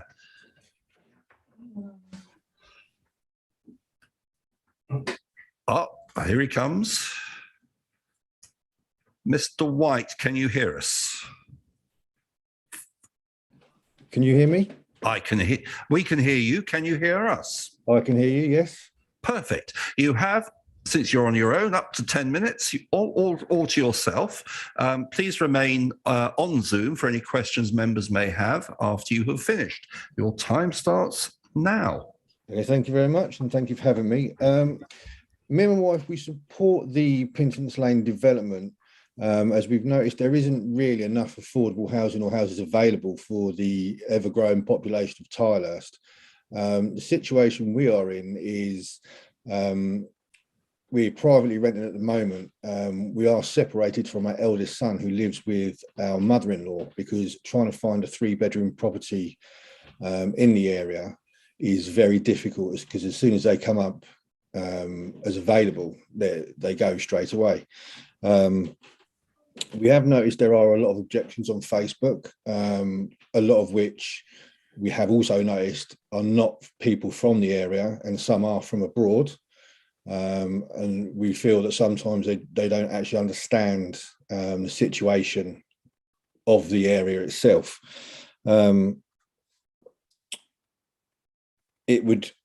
My wife's lived in this area for all her life, and I've lived here for about 20 years now.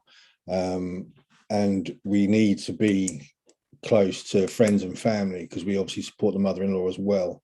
And that would be another reason for us supporting development, because it would mean we'd be able to afford a house of our own, which is what we're gearing towards, to be able to support that.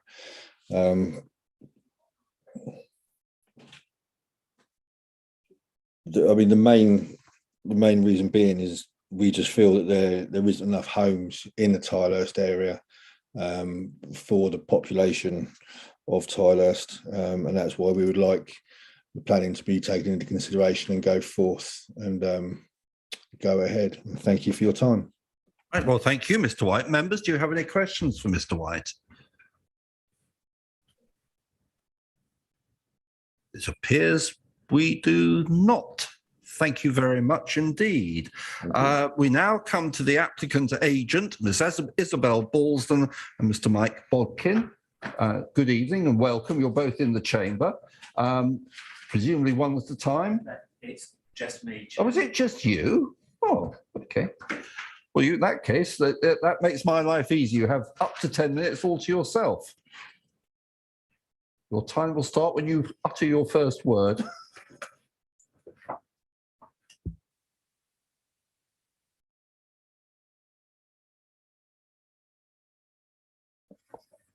Thank you. Chairman, members, ladies and gentlemen, everyone. Thank you for the opportunity to talk to you today. Now, members will know that the site has got a long planning history. I would reiterate that the proposal in front of you now seeks less than 25% of the original number of units proposed. Less than 40% of the site would be developed. And we're providing over 9 hectares, 22 acres of permanent public parkland. We're pleased that the officer's recommendation is for approval. We've worked with officers and technical advisors over a period of nearly 10 years to get the best scheme possible, which is now before you members. For example, we addressed the landscape grounds for refusal of the previous 750 unit appeal scheme by working closely with your landscape advisors to understand the concerns, address them by containing development within less sensitive areas of the site. We've been engaged in a long process of listening to local communities and attempting to address their concerns, including numerous discussions with Save Pinson's Hill Group, with the Tilehurst Parish Council and the Neighbourhood Plan Group to understand how we can provide homes as well as deliver open space and what facilities might help to support the local area. We conducted a public exhibition in the summer of 2018 prior to the submission of the application, at which 2/3 of those who voted were supportive of our approach, and following which we reduced the number of units proposed and included the health hub in order to respond to concerns expressed by local people. Of course, we recognise that not everyone supports the plan, but many do. There are over 200 letters of support on file, and you've just heard Mr. White's intervention. So I'd like to draw your attention to a few points this evening. In 2016, many of you may recall that the site was to be allocated in the Housing Sites Allocation DPD for 285 homes. And it was only withdrawn at the last minute as councillors felt a prudent approach would be to wait completion of IKEA to gain a full picture of the transport situation with that in place. We now have that full and accurate picture, which has been presented to you tonight by Mr. Goddard. After long periods of surveys and repeated detailed analysis, all three relevant highways authorities, National Highways, West Berkshire Council, Reading Borough Council have confirmed that the traffic levels from the now proposed 165 new homes do not raise any material concerns. Just to pick up on a couple of points from Mr. Goddard's presentation, during that PM Saturday peak, we are generating 19 vehicle movements each way on Pinson's Lane. That's about one every 3 minutes. It compares to 600 trips in each direction generated by the other uses. So we're around 3% of traffic in that peak hour. There are 7,200 across the network. So we are well within the average weekly fluctuations to IKEA. I would ask you, if 6 vehicles at the very worst during the peak hour from time to time creates a severe impact on the highway network. Somebody mentioned the fire brigade. I should clarify, and I hope this is helpful, the fire brigade has submitted 2 responses, one on behalf of the statutory regulation, the fire safety unit, they raised no objection. The objection is from the corporate property services function. So the sustainable location of the site has been recognised. It's clear that there is no possibility of a severe impact on the highway network, which is the test, as pointed out by Mr. Goddard, enshrined in the MPPF. Adequate site access to the site can be made, which is compliant with Manual for Streets, with the widths that have been quoted and re-quoted this evening. So there are no highway grounds for refusal of our application. Furthermore, the Council's HELA assessment of February 2020 notes the suitability of the site for residential development, provided that landscape, highways and other technical considerations are addressed. Officer recommendation of approval recognises that these technical matters haven't been addressed successfully. As we've heard, the published draft new local plan requires at least 175 homes to be developed in the locality, and the Parish Council itself acknowledges that the strategically required number cannot be accommodated elsewhere within the existing built-up area. So given the lack of other sites in the eastern area, the edge of settlement location and sustainability of the site, it was highly likely that it would be allocated in the emerging new local plan. Why grant consent now? Well, it would underpin housing delivery requirements whilst the delayed new local plan is produced, examined and adopted. Also provide a more sustainable source of supply in comparison to other long-term strategic allocations and urban extensions elsewhere, and reflect West Berkshire's continuing requirement to meet the National Housing Delivery Test. So bringing the site forward now will offer 2 major early benefits: an immediate significant biodiversity enhancement and management, as well as securing public access for more than half of the application site. We guarantee a minimum of 10% biodiversity net gain to be secured through a Section 106 agreement, as compared to a diminishing environmental quality due to lack of management of the site, which has been recognised by our independent ecology advisors' 15-year knowledge of the site. And just a reminder, the 10% minimum net gain is measured from the existing baseline of the entire site, and that approach has been signed off by both the council's ecologists and the local wildlife trust. As a reminder, legal public access is currently restricted to public rights of way across the site. We guarantee a new public parkland of 9 hectares, 22 acres, protected in perpetuity from development, owned and managed according to arrangements to be discussed with local communities and the Parish Council, and agreed with the Borough Council, with West Berkshire Council. The delivery of 66 new affordable homes for local people is much needed after a backlog of delivery in the council area. The council's own figures show that across the last 16 years, a net annual average of 114 affordable units have been delivered. Target delivery for the last 3 years equates to 187 units per annum. So that's a shortfall of 73 per annum. Our site will provide the equivalent of 7 months' supply and a significant boost towards meeting those targets. I should just mention the housing mix, which was submitted, and one of the parish council mentioned it. We have only submitted an illustrative mix, so if members wanted to question me about that, that would be fine.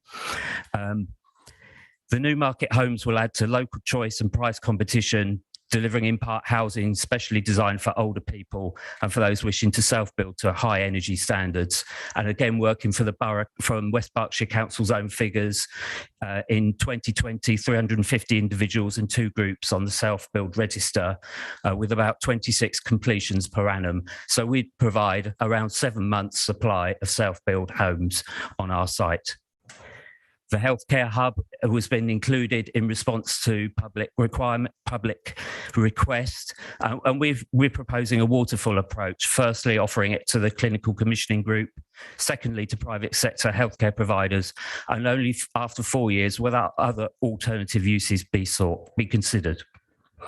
Finally, as well as the delivery of the hub and badly needed market and affordable housing, we believe that this is a great opportunity to deliver a substantial new public resource in the parkland, working in partnership with the council or others, opening up more public access to the green space, which will be protected in perpetuity from development, and with a management plan in place to guarantee the delivery of a minimum of 10% biodiversity net gain. Your officers have noted these changes, recognised conformity with the local plan, and recommended that consent should be granted. And we very much hope that members will accept this recommendation. Thanks for listening. Well, thank you very much. With a minute to spare, very good. I see Councillor McKinnon was first with a question for Mr. Bodkin. Councillor McKinnon. Thank you, Chairman, and good evening, Mr. Bodkin. Thanks for your comments there. I just wanted to come back on one thing that you mentioned there. You made a statement that there was no highways grounds for refusal of the application. And I just wonder how that reconciles with the statement in paragraph 7.2, which is the planning balancing conclusion. It says that the development would nevertheless cause additional queues in a location which already experiences them, particularly at peak times, and significant adverse weight is given to this impact. How can both those be true? Well, I would argue, and indeed I have argued with Ms. Mather that is an over-assessment of impacts, that significant adverse weight should not be attributed to 6 additional cars at a maximum on a Saturday afternoon peak. The test in the MPPF, as Mr. Goddard pointed out, is of severe highway impacts. And in my view, as someone that has dealt with these sites over more than 30 years, I wouldn't suggest that this constitutes a severe highway impact. So would it be more fair to say that in your view, the highways grounds aren't sufficient for objection in contradiction to what our planning officer has said, rather than there being no grounds for objection? Well, my view is that there are no highway grounds for refusal, indeed. Thank you, Chairman. Thank you very much. Councillor Bridgman. Thank you, Chairman. You'll know, but it might assist others, that if I'm going to say something later, not in response, but dealing with and perhaps challenging some of the things that have been said, I like to give the person who says it the opportunity to respond. So these are things I might say later, but I just give Mr. Bodkin the opportunity to respond. First, as long as it's a question they are that's questions directly relevant to what he said. I'm sure it will be. I trust your fairness and judgment. I just want to pick you up on 3 things that you said and give you the opportunity to respond. One, you said that this development of this site would assist the council in meeting its housing delivery test. Now, what I say to you is that the council is meeting, without this site, the council is meeting its housing delivery test. Indeed, it's substantially exceeding its housing delivery test at the moment. What might happen in the next local plan is to be updated in the next local plan. Secondly, you said that this site was to be allocated under the HSA DPD, but that it didn't go forward because of concerns over highway. I would say to you that in fact, officers removed it for whatever reason, and it may well be to do with that highway issue, before it ever reached members. So that when the DPD was presented to members for debate, it didn't include this site. And therefore to say that it was to be allocated misunderstands the nature of members' involvement in the allocation of sites through the HSA DPD. And thirdly, you referenced the healer recognising the site. And I'd invite you to comment on a position that the healer comes into play in the 2026 local plan, not in the current local plan. And therefore, this is somewhat in advance of decisions by council yet to be taken. Council has not yet taken decisions on the new local plan. I ask you to respond to those three. Thank you, Councillor. Yeah, I'm very happy to. Firstly, on the housing delivery test, you are of course right, and I commend the council in delivering, I think, 137% of its target for this year. Forgive me if I'm wrong on that, but that requires a supply in order to keep exceeding its delivery test. It requires a supply of sites into the pipeline, and that requires a supply of sites of varying sizes in different locations. So what I was suggesting is this would provide a useful addition to the pipeline, and in that respect, the council has to be aware not just of it's not a status, a set position where all the sites from the core strategy and the DPD can be built out, and then new sites come on through the draft new local plan, but there has to be a process of continually feeding the pipeline through an active management process, and that is what members are engaged in decision making and development management. In terms of the DPD, of course, you are right. It didn't come forward to members for decision. There was a statement of common ground signed between officers and the site promoters that stated that the site was considered to be suitable in all respects other than the potential concern over highway access, of highway impact of the then to be constructed IKEA store, and that the site was to come forward in the context once highway impact of IKEA had been assessed in the context of the new local plan. Now, I set out a number of reasons why we feel it's important to come forward in advance of the new local plan, and forgive me, your final point before I get regarding healer and the healer. Yeah, the healer is in context of the emerging new local plan, and that also indicates that officers believe that all the technical considerations have now been successfully addressed, and that will be in front of members in due course. Now, what you are sort of hinting at relates to prematurity, and all I would say is that the tests of prematurity under the NPPF are now indeed very high, where an application can only be considered to be premature if it undermines the delivery of a plan as a whole. And I would suggest that our relatively modest 165 units wouldn't be prejudicial to the delivery of the emerging new local plan as a whole. And as I set out in my short presentation, there are a restricted number of sites in the eastern area. We've heard from Ms Mather that the broad swathe of area of search impacts on the site, and that's the reason why we are confident that it conforms with existing local plan policy. Thank you. Thank you, Councillor Somner. Thank you, Chairman. And again, thank you for the presentation that you've provided. A few points that I would like to just put back to you, please, if I may. First of all, there's been several mentions this evening of a health hub.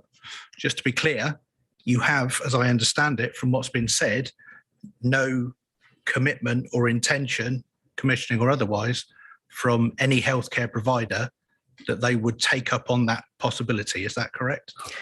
We engaged with discussions around the time of submission, immediately prior to submission of the application, with the clinical commissioning group. At that time, there wasn't felt to be a need for the facility. We've already heard from one of the gentlemen this evening of the reported demand for new facilities. So what we're proposing in the heads of terms for any Section 106 agreement is that there would be a waterfall. For the first 2 years, we would propose to re-enter discussions with the clinical commissioning group. You know, we are well aware that the NHS is in a constant state of reorganisation, and what was the demand for facilities in 2018, 2019 may very well be different in 2022, 2023. But there would be a period of first dibs for the NHS and the clinical commissioning group. Beyond that, there would be a further period where we discuss with private healthcare operators. And it would only be at that point, after that 4 years, that we might consider alternative uses. But the council has suggested a restrictive condition so that other general E-class uses, offices wouldn't be appropriate, and we would be prepared to accept such a condition. Thank you for that. You might want to note that the CCG will be disappearing as an entity. Well, yeah, of course. Within the next few months. Yeah, no, I conversations on that point. Thank you for correcting me. I note that the statement that you made about the lack of management of the site, and can you just repeat to me how long you said that you've been in conversation for an application or for some sort of development on this site, please? The site is owned by two landowners. 86% of it is owned by a subsidiary of what is now U&I PLC, which has recently been acquired by Land Securities. That has been held for around 15 years. It's the former 9-hole pay and play golf course, and that has been subject to no management during that time. It is open for antisocial behaviour, motorbike riding. I had to engage to clear up of used syringes during the course of the last year, so it is not managed in any way. The other 14% is owned by a family, which is grazed for horses. But it would be fair to say potentially that conversations can't hear you. in that time frame could in fact have prevented any vision for keeping it up to date if it wasn't being used for a golf course, for example. The final point that I wanted to raise, Chairman, was with regards to the statement on affordable housing units being delivered. And again, a question to you, would you accept that the provision of affordable housing more often than not now stands to the test of the developer as to whether they consider it to be affordable to provide in the first place? Chairman, the proposal is for 40% affordable housing. I don't want to speculate on anything else. Can I just clarify my position? The position is that we always go for 40% when a certain volume has been delivered. That's not specific to your application. My question is, will it stand the test of affordability, or will the developers come back and suggest that actually they can't be provided? Well, put it this way, Chairman, members, in actual fact, some of the most active developers in our market and in the current area are affordable housing providers. And I had an email just today from an affordable housing provider who was interested potentially in providing more than 40%. And I've been asked to present a piece of text for inclusion in any Section 106 agreement, which would safeguard the right to deliver more than 40% affordable housing. Thank you. Thank you. And I think finally, Councillor Law. Yeah, thank you very much, Chairman. And just on that last series of questions, we're here to look at access tonight and not necessarily the makeup of the houses. So Councillor Sumner is right. That is something that can be left to later. And I don't think, I think we've all got experience of what happens. We've all approved things that outline, and then we're into negotiation with the eventual developer. Is this a question? I was just clarifying that. Oh, I see. It's a point of clarification. Yeah, because we're here to, it's access. Indeed, we are. Yeah. Yeah, I'm sure you'll make that point in debate. And I don't have a question for the applicant. What I do have is I'd like the officers, please, to clarify the statement that the applicant made about prematurity. He quoted and I would like the officers to, with all due respect, I'll accept the professional officer's definition of prematurity. Right. Well, when we get to that point, I'm sure that question will be raised and answered. Any other questions for Mr. Bodkin, please? Thank you indeed. Thank you, Chairman. Members. Right, members, I hope you're keen to crack on. We have been going for 2 hours and 10 minutes. We're obviously not time limited. We've got to debate this fully and clearly. So can I move on to ward members? After that, I will ask another question as to whether you want a 5-minute comfort break, but I hope we can just continue for as long as possible. So with no further ado, we have Councillor Linden on Zoom and Councillor Stewart, who is moving to the microphone as I speak. Do you know how you wish to apportion your time? Can I help you? Absolutely, Chairman. So I'm going to speak first and then Councillor Linden will summarise. Can you give me a 5-minute warning, mainly because so many people have spoken so eloquently already. I could almost rip up this piece of paper and not repeat it, but what I will try and do is bring up new information and perhaps just clarify some of the other points that have been raised. That's very understanding. Thank you, Councillor Stewart. I will indeed advise you at 5. The time starts when you speak. Thank you. Thank you, committee. And thank you very much and good evening, members. Firstly, I want to say a huge thank you to all of the officers that have been involved in the many conversations, the many meetings, the many sets of paperwork, and the many questions that will have come from myself, from the Save Pinson's Hill Committee, in particular, Joan Laurie and others. It has been a huge amount of work, and I think that needs to be recognised. They have always worked extremely tirelessly to give us the information that we need so that we can work out what we need to do in terms of this application. As I said, many of the points have already been raised, and in particular, you've heard from previous speakers who object to this application and how passionate they are about it. I'm relatively new to this because it's only really since I was campaigning to stand as an elected member that I became really aware of this wonderful piece of land and just how important it was to the people that I would be hopefully standing for. And now that I am an elected member, then I feel that it is absolutely essential that I represent the views of those people and those residents in my ward. We've talked about access to the proposed site and we've talked about pinch points. I'm quite concerned about these pinch points. In particular, my experience is that not all drivers will sit patiently to access width restrictions or pinch points such as these. In fact, I had a close call this evening on my way to the meeting where somebody decided that they didn't want to wait at the point that they should have done.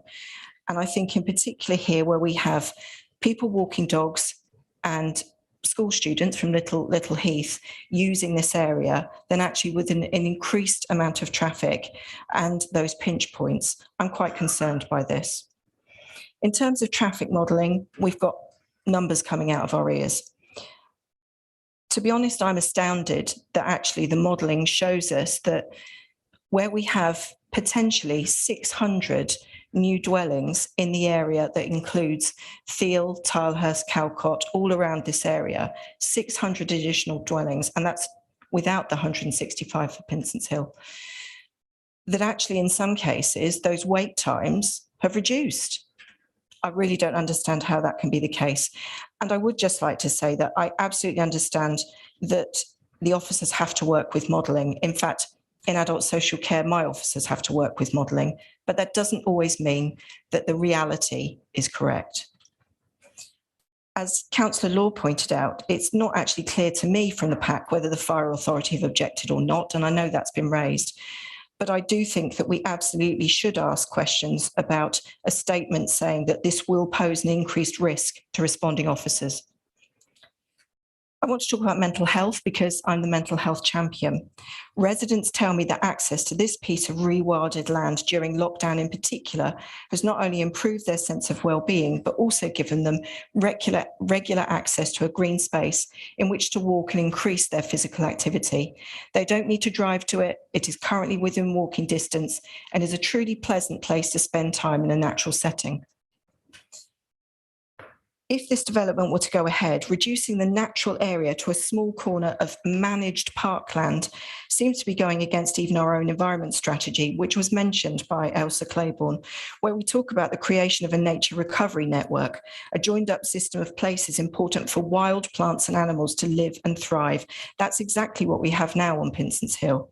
Surely placing houses, people and road networks on a major part of this site with the increasing noise and light pollution that will ensue will harm or deter species currently thriving there. It's been mentioned about the health hub building, and this is a particular concern to me. And I know that the applicant has said that this is a concern for other residents. Well, absolutely it is. I know as a resident for 23 years, it's almost impossible to register with a GP practice in Tilehurst, in Thiel. We don't have one in Calcott and Ford's Farm any longer. I and many residents have to travel into Reading to access both GP and dental surgeries. And to project this current issue into the future, the table in the agenda pack on page 24, setting out the developments, as I mentioned, showing an additional 600 dwellings around this area without the additional 165. 5 minutes. It's already impossible to register with medical services in the area now. How on earth will the families moving into these developments cope? I just wanted to re-emphasise some of the points that have been made about the Tilehurst settlement boundary, and I believe that that is probably something that will come up into debate. I think it's disappointing that we consider that we can move around, we can wait less. Actually, something that is a planning policy that says that we should not be building on greenfield sites that are outside of a settlement boundary. I think I'll leave it there. Right, thank you very much. Councillor Linden, you have, well, just over 4 minutes of time. I will give you a minute to go. Time now. Thank you, Chairman. Hopefully I can do it in slightly less. I like to totally and utterly agree with my fellow ward councillor, Jo Stewart, everything she said. I totally oppose this application. We've heard from Councillor Bridgman concerning Healer. The council has not approved this site, and I'm really surprised on page 26 that the eastern area broad location with development has not been approved by the council. All we've done is a call in for sites. 170 houses to be found in the next local plan. We're not talking about this plan, and we have a 5-year supply of land. I would like to take issue again on the Royal Berkshire Fire and Rescue with what Mike Bodkin has said and follow on what Joan Laurie has said. I know I'm on the Fire Authority.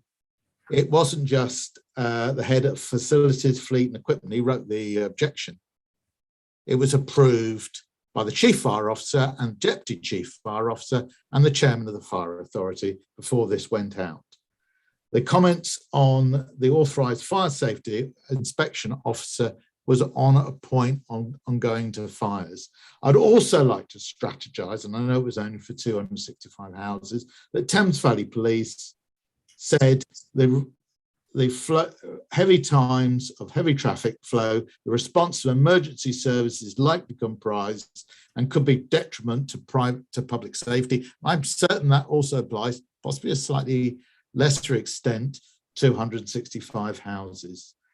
I think we have to be really, really concerned, and I hope that this committee listens to what the public have had to say, the local MP, local objectors who have spoken today, and the two parishes, as well as Thiel Parish Council, and refuse this application. Thank you, Chairman. Right, thank you, Councillor Linden. Councillor Law, is that a legacy hand? I believe it might be. Yes, Do it you is have a a legacy. question? It is a legacy. Do any of you have any questions for ward members? Right. The next stage will be, I will ask you, members, if you have any questions for officers. I will, for completeness, ask any relevant officers who are patiently waiting on Zoom whether they have any points they wish to address as briefly as they can before we go into debate. But we'll be going for 2 hours, 20 minutes. Do you want 5 minutes max as a quick wander comfort break, or do you want to crack on? I'm in your hands. You want to get water? Do you want 5 minutes? Can we have 5 minutes? Right, the time now is 8:50. We'll come back 8:55. That's a tight 5 minutes. Please move quickly.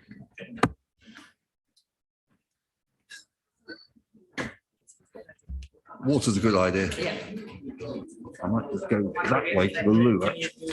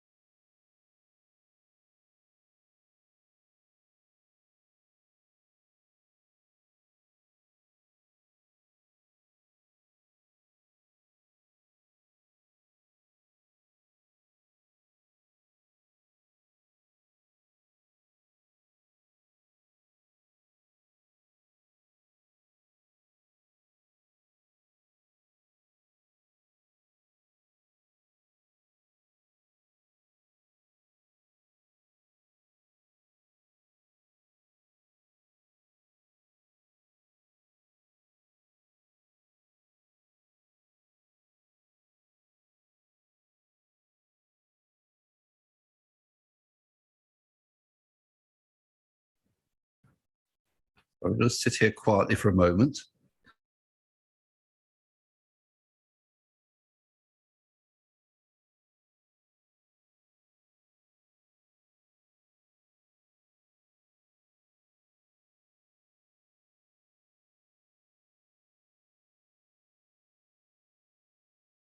That your, I see 3 hands up. These are for questions, are they, in a minute? Yes, okay, that's absolutely fine. Oh, no, it's okay. It's all back to normal. Right, members, we have questions for officers. That is all officers to whom you wish to address it. So I have in order, I believe, Councillor Somner. And please, if I could ask you to avoid any duplication, it would assist the process. Thank you. Thank you, Chairman.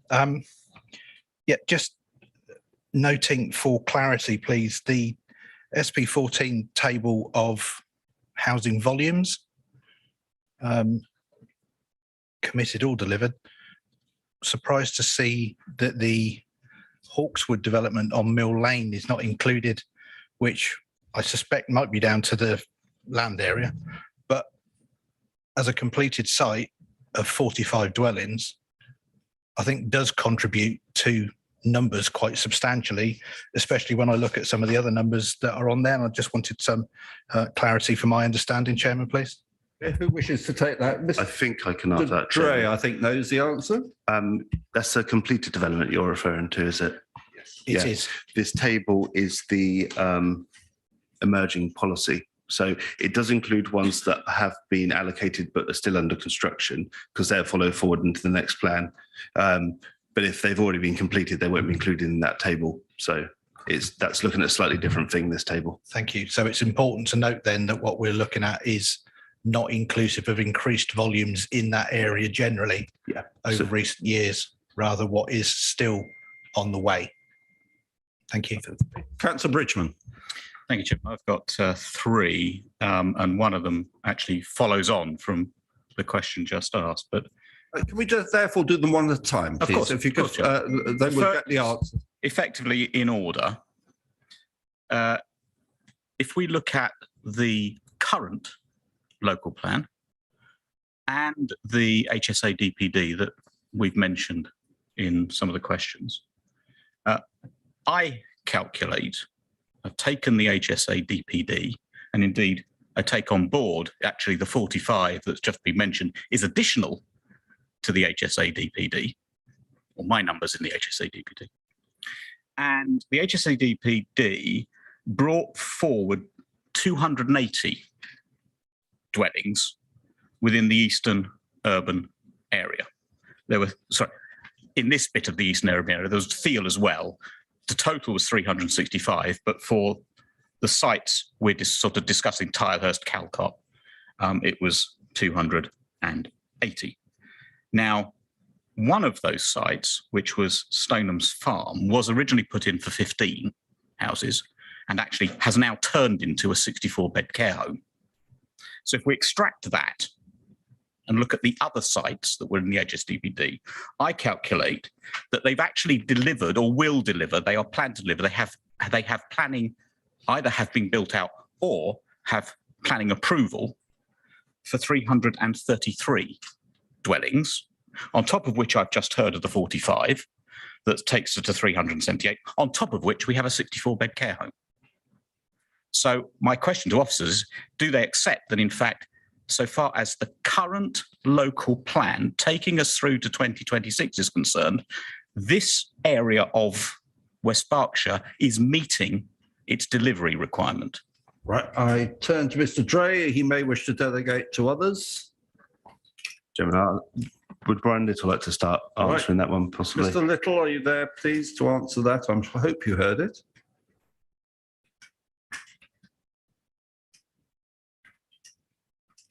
Mr. Little, are you with us? We have a technical. Oh, no, here he is. I am, Chairman. Apologies. That's okay. Trying to do too many things at once. The short answer is, in terms of the current local plan, yes, and in terms of the core strategy and the housing site allocations local plan.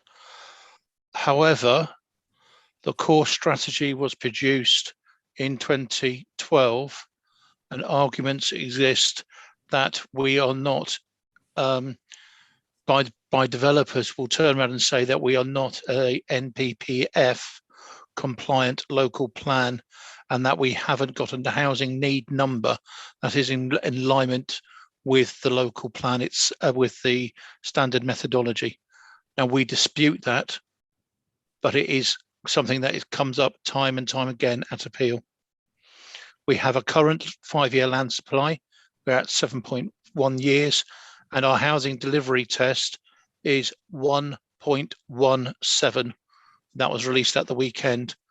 The importance of the delivery test is if that number falls below 1, then the council has to publish a statement on how it will address that. And if that number falls below 0.8, then there is an automatic presumption in favour of any planning application. And that is unfortunately the case in Slough and Windsor and Maidenhead. Well, thank you for that. Let's concentrate on West Berkshire. Indeed, Jim. But thank you for a comprehensive answer. Next question, Councillor Bridgman. And thank you for the reminder, because I had it down as 1.14 and I was going to refer to that. There you go. Second one is to contrast the comments that planning policy made.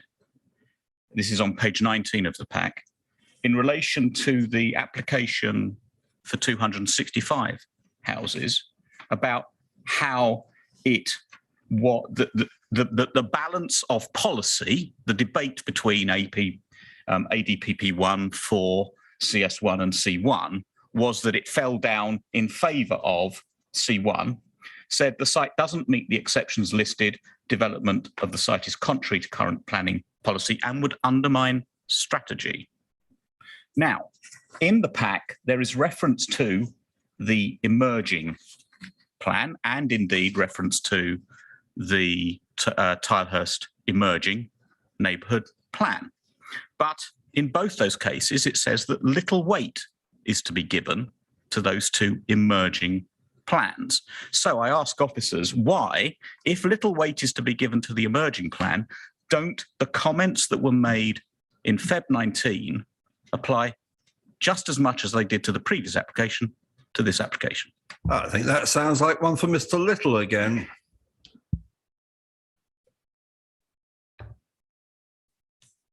Mr. Little, we can't hear you. Apologies.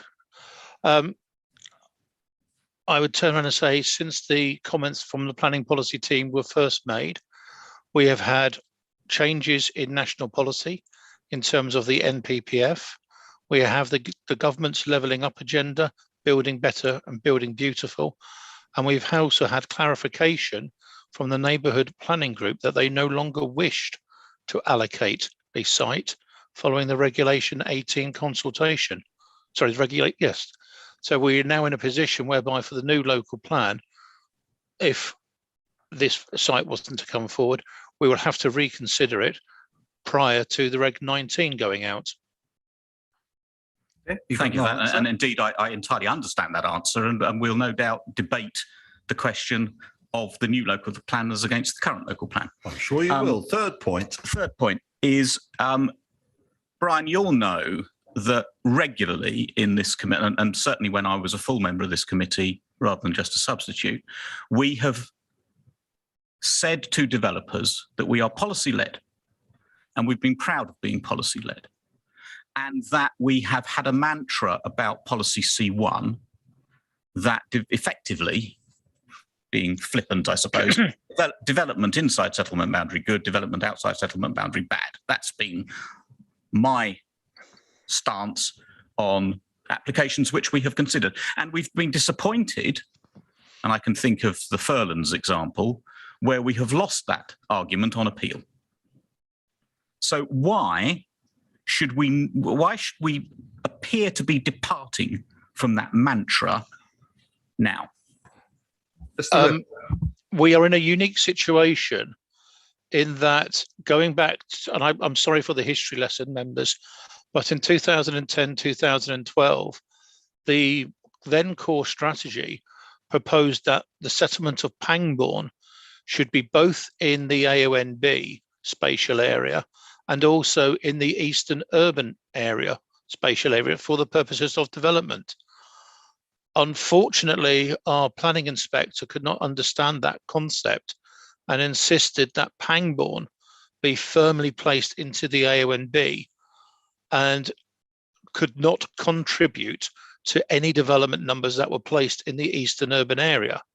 And to get round that issue, the inspector insisted that the broad location be inserted into policy C1, so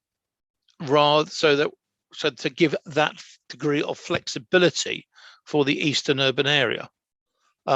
It hasn't come up before in any applications, but that is why the officer's report clearly states there is a contradiction, but on balance, that is why they have felt that the other policies in the area specific ADP4 overrides that, and then on balance, it's as set out in the report, that judgment has been made. Thank you, Chairman. Right. Okay, next question is Councillor Macro. Thank you, Mr. Chairman. I've got a couple of questions, actually. One on a similar aspect on numbers of homes and so on, something on drainage. So would you like me to do one at a time? Yes, please. On housing, I understand that the housing numbers that we've got at the moment do not include the Lakeside site and field. there was a Reserve Matters application submitted last week for 296 homes on that site. So in my view, this should mean that this will go into the housing supply figures if that application is approved. I'd just like confirmation of that, please. Right, Mr. Dre, perhaps, or Mr. Little. I don't mind who answers. Brian, correct me if I'm wrong. Lakeside is committed development in the local plan. By the time the housing site allocations DPD was adopted, it had planning permission. So it's factored into the housing numbers for the core strategy, for the local plan, if that makes sense. I'll defer to Brian. My understanding is that it's not in the 5-year supply at the current time because of the delays that have been to its implementation. And obviously now we're getting on an application. So in terms of the local plan numbers, it's included, but it hasn't been included for some time on the 5-year supply. I don't know if Brian wants anything more to add. Mr. Little, a brief confirmation or change? Mr. Dre can join the policy team anytime he likes, sir. That was spot on. There you go. Next question, Mr. So I wasn't quite clear. So does that mean that if that is approved, that it will then go into the housing supply numbers? So it's already been taken into account in terms of our need and supply in the policies. But when you're looking at the separate test of are we delivering the houses that we're planning for, that measure of are we, then we're not currently counting it to be conservative because we haven't had the evidence to late that it's coming forward. That may well change now that we have a Reserve Matters application in that's showing progress. But so yeah, it's apple and oranges a bit there.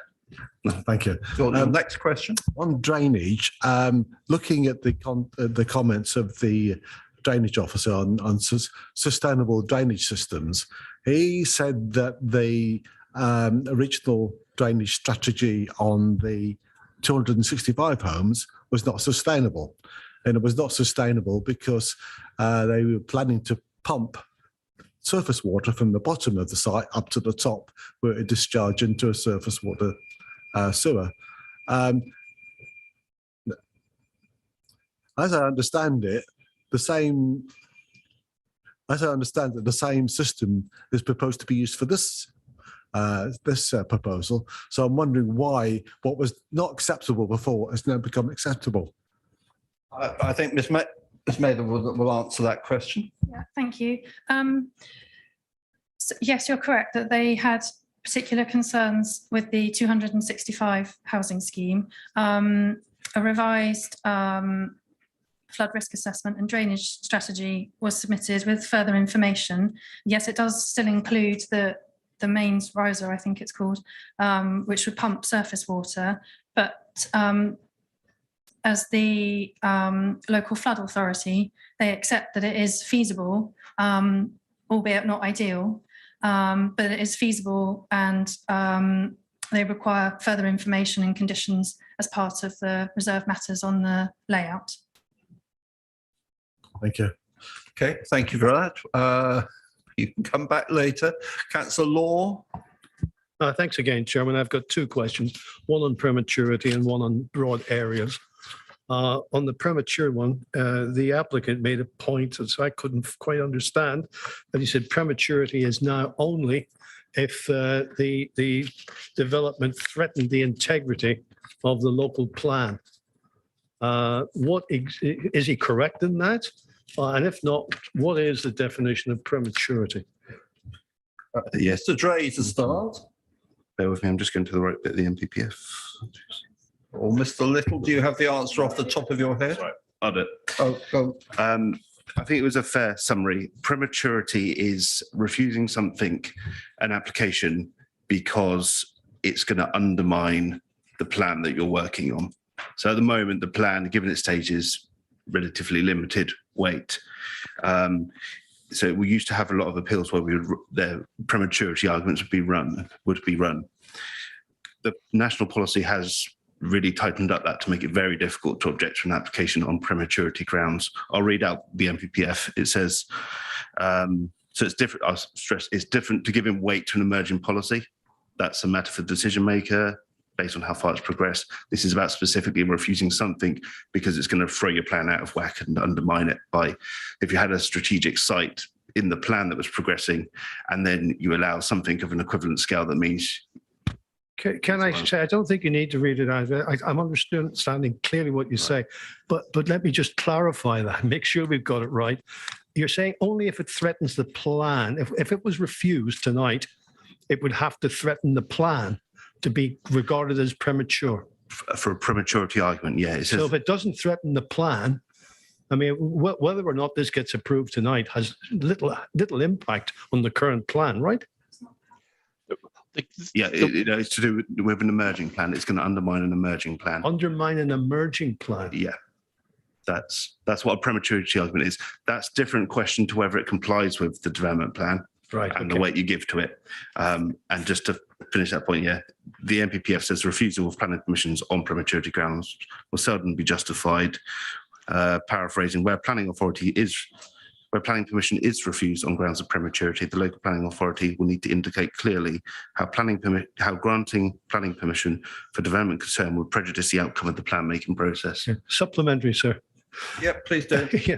When's an emerging plan? At what stage? Basically, a prematurity argument won't. We have an emerging plan now, but a prematurity argument is very unlikely to be successful unless it's at a very late stage, gone for examination, going to adoption. Thank you. Thank you. Mr. Little, you're happy with that answer, I trust? I would say at regulation 19 onwards. Okay, thank you. Which we haven't yet got to, right? Indeed. Correct. Thank you. Thanks, Brian. Next question. My next question was to Brian, actually, broad area.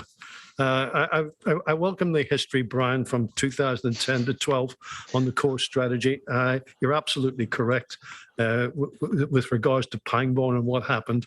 And again, you're absolutely correct. It was the inspector suggested using this concept of a broad area. But that was all before the MPPF. So my question, I may have a point to make after this, but my question is a broad area consistent with the MPPF as it stands today? Because I've not come across it before. I would turn around and say it is consistent in terms of an area of search. If you think of minerals and waste, we talk about an area of search for minerals. We would be talking about a similar thing this time, whereby it would be a broad area for sites to come forward as part of the call for sites process. Yeah. Okay, thank you. I'm going to come back to this point because I have a slightly different recollection and interpretation on what actually the broad site was from the inspector. Okay. Thank you for that. Any other questions for officers? If you put your hand down, Councillor Law. Right. Oh, Councillor Mays. Yeah. A quick one for Linda. On the question of this drain, this rising main, what is the alternative to using the rising main? I haven't seen a design which shows where the water would go if you don't pump it up to the top. Yeah, that's partly why the local lead flood authority have accepted the rising main on the basis that they feel it's been demonstrated that there isn't an alternative and that it is feasible. There is not an alternative. Yeah, they accept that. Oh, okay. You got the answer. Thank you. Is there a new hand? Oh no, sorry. Members, no. Before I say debate, officers, those, especially even those who haven't spoken, I am conscious some of you are sitting there very patiently and quietly, having not uttered, not looking at any ecologists or anybody else in particular. I am keen to go to debate. I never foreshorten debate. I am conscious it's nearly 3 hours now before we even start debate. Is there anything of pressing need from any other officer that you feel we should take account of before we do start that debate? I hope that was clear.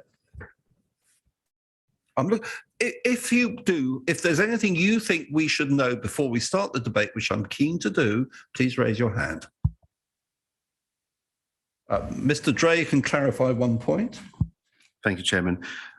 Just earlier on in the questions, there's one point I'd just like to clarify where we were looking at the planning balance in the report, where it says in 7.2 and the adverse effects of the development, it says, whilst the impact of on the road network on Pincers Lane would not be severe, the development would nevertheless cause additional queues in a location which experiences them, particularly at peak times, and significant adverse weight is given to this impact. So I just want to clarify those two terms. The severe impact, as you heard in the NPPF, is a specific policy of when you refuse planning permission on highway traffic grounds. That's different from the weight. The weight we're giving.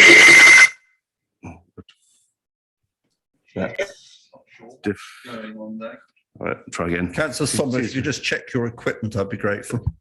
Yeah. There we are giving significant weight in the planning balance to, even though it's not a severe impact, there is still an impact. So would say it's not refusable, but I just want to clarify the two terms.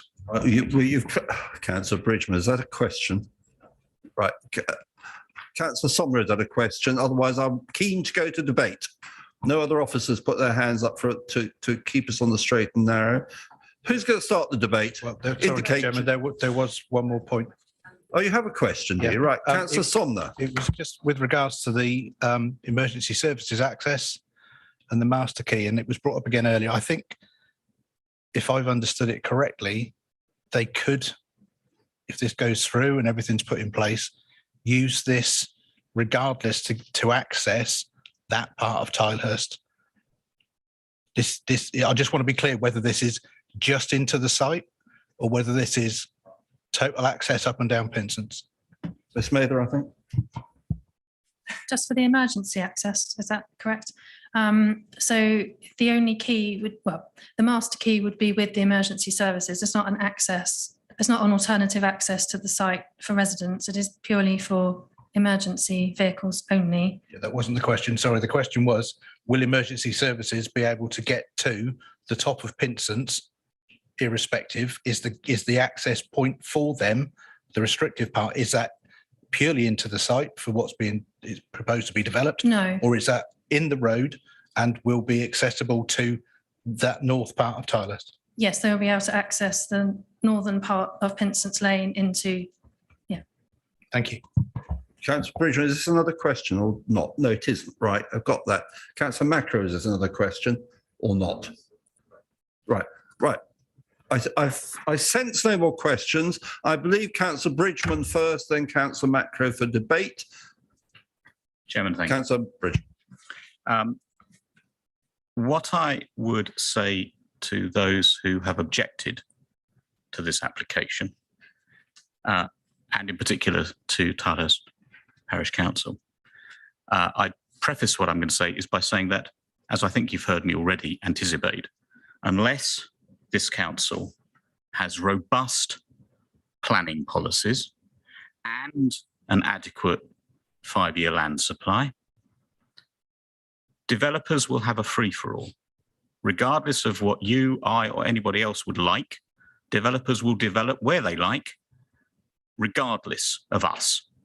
So we have to have robust planning policies, and the emerging local plan already anticipates that Tilehurst will need to take 175 houses, and they've got to go somewhere. And they may well be proposed for this site, in which case, if, and you might anticipate the way I'm going with this, if my views are agreed by my fellow members and this application goes no further tonight, it will, I think, come back in another form under the emerging policy. And therefore, I do say to Tilehurst Parish Council, being from a parish council which has a neighbourhood development plan, which allocated housing, and as therefore the community has decided where that housing will go, I would encourage you to think about deciding where housing goes in Tilehurst. Now, you anticipate what I'm going to say. The new local plan, the new emerging local plan, is precisely that. Council has not decided yet what that plan will say and where the housing identified in that plan will go. We've heard what is being proposed through the HELA, but we haven't yet decided it. What we have decided is the HSA DPD. And I've already anticipated and spoken to officers about the fact that the HSA DPD, this area of the district, has already delivered far more housing, plus a substantial care home, assuming all these planning applications are built out. Well, why do developers apply for planning applications? They're going to build them out, to be brutally frank. And every indication I have is that those developments will be built out. And therefore, the eastern urban area will provide the district with the housing it requires under the current local plan. And fundamentally, in a conflict between policy CS1 and policy C1, I prefer C1.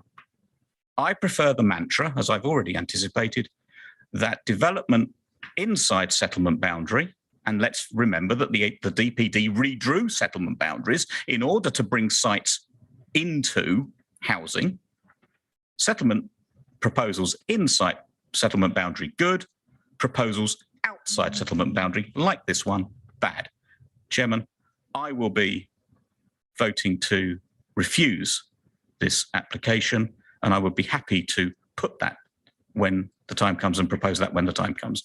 That's not a proposal at this stage. It is not a proposal at this stage. I simply give you my view.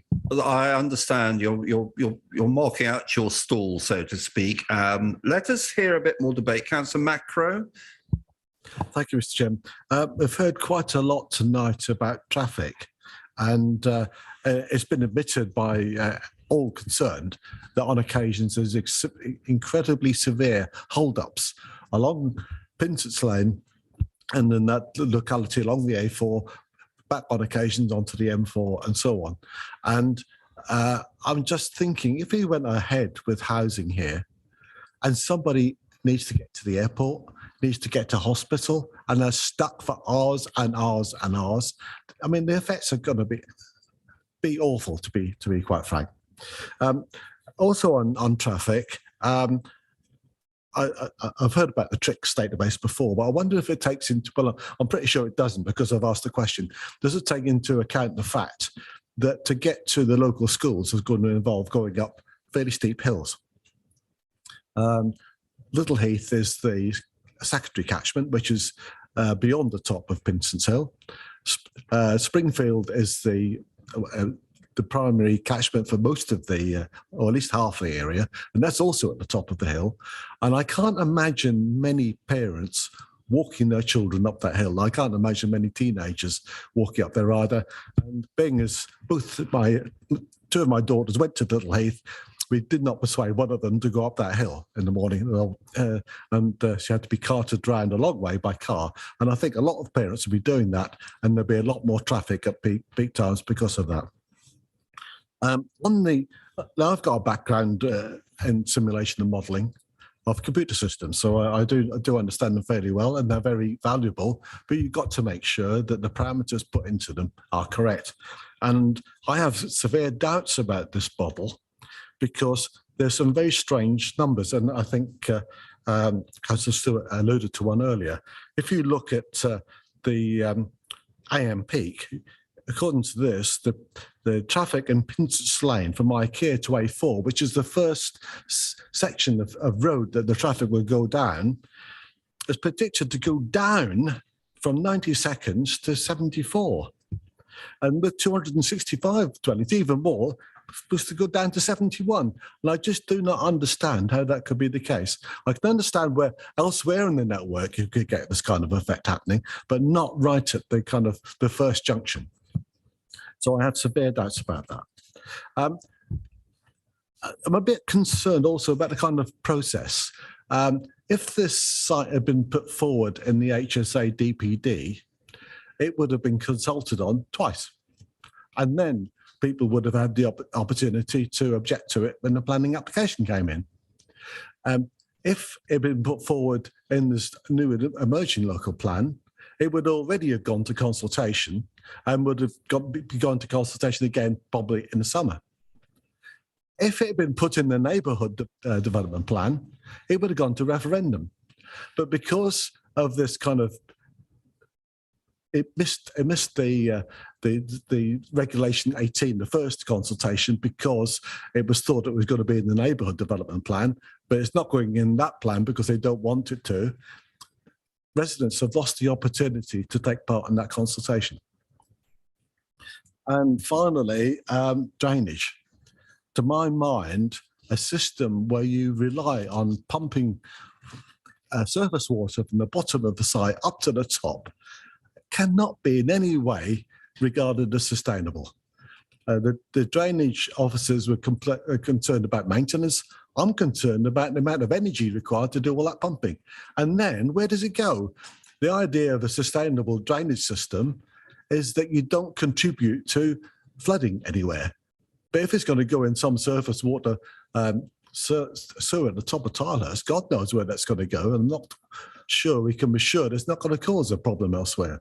So I'm very concerned. I share Councillor Bridgman's concerns. I would just like to add, sorry, I nearly forgot, and the number of housing that have been delivered, another 104 in Theale. So there's quite a large number being supplied in the eastern area. Mr. Chairman, thank you. Right, thank you, Councillor Macker. Councillor Law. Thank you once again, Chairman. Interesting, I've heard many comments and arguments for ecology, for drainage, sustainability. It's very clear. This one's just about access. All those other arguments are for another day if this outline for access was to get approved. I won't comment on the validity or otherwise of those particular arguments. Let me state my position right up front. I believe, and I've been involved with this since 2008, when I first took over the planning portfolio. So I've lived through the core strategy, and I also lived through the DPD in 2016, I believe it finally got adopted. Overall, I believe that some development of this land is acceptable in principle. The question is, and I think this is what Councillor Bridgman was alluding to when he was speaking to the parish councils, is the question is when and by how many houses. So let me address the when for a moment, because I was very grateful to Brian Little for clarifying that the emerging plan only comes the emerging plan after Regulation 19. So we haven't got the Regulation 19 yet.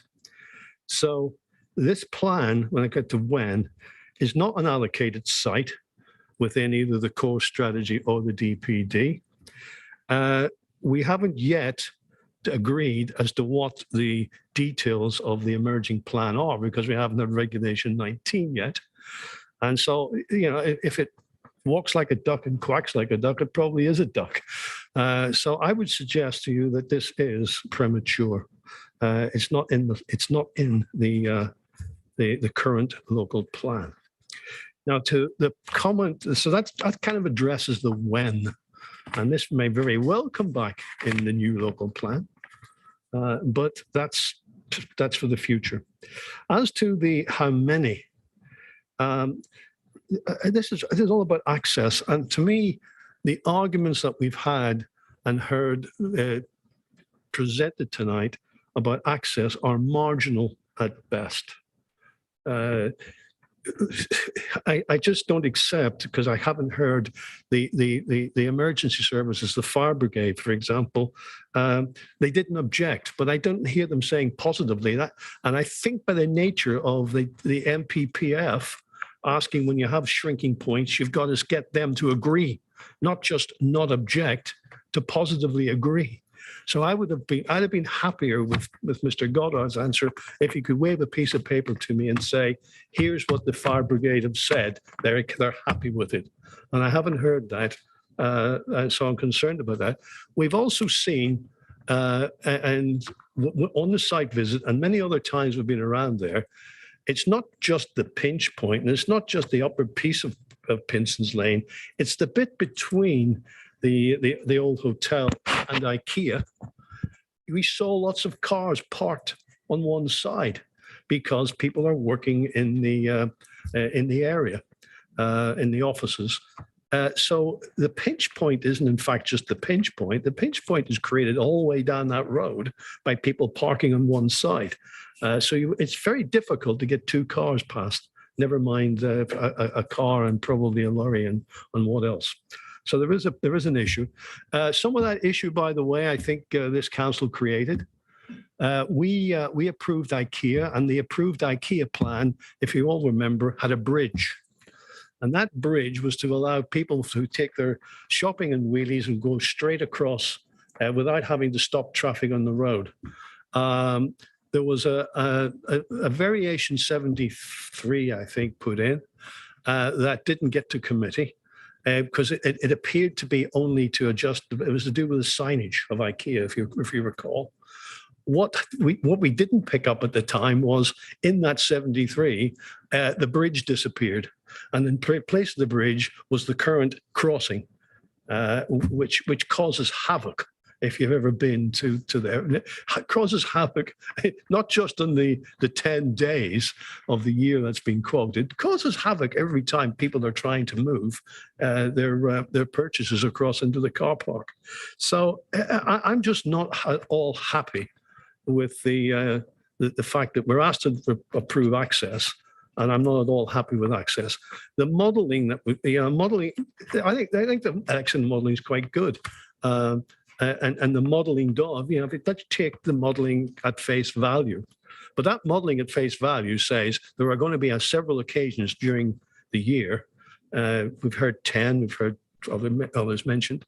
There will be several occasions during the year when you will not be able to get, if you live on this site, you will not be able to easily get out into the main trunk traffic or back in again. So to me, the access argument has not been settled, and I think I'm with my colleagues. I'm not happy with this application. Right, members, before I go to Councillor Somner, I just remind you very gently, not in any way wishing to shorten debate, that our constitution does mean that we end meetings at 10 unless, of course, I get a proposal which is voted on to continue beyond. We have just on 25 minutes left. I'm just trying to focus minds. I will, of course, allow the meeting to go on for as long as it's necessary to get a proper and fair decision, but I'm making the point. Councillor Somner. Thank you, Chairman. I actually want to pick up on a few points that have just been mentioned, but it would be remiss of me not to echo, first of all, the thanks to officers for the amount of work that they've put in.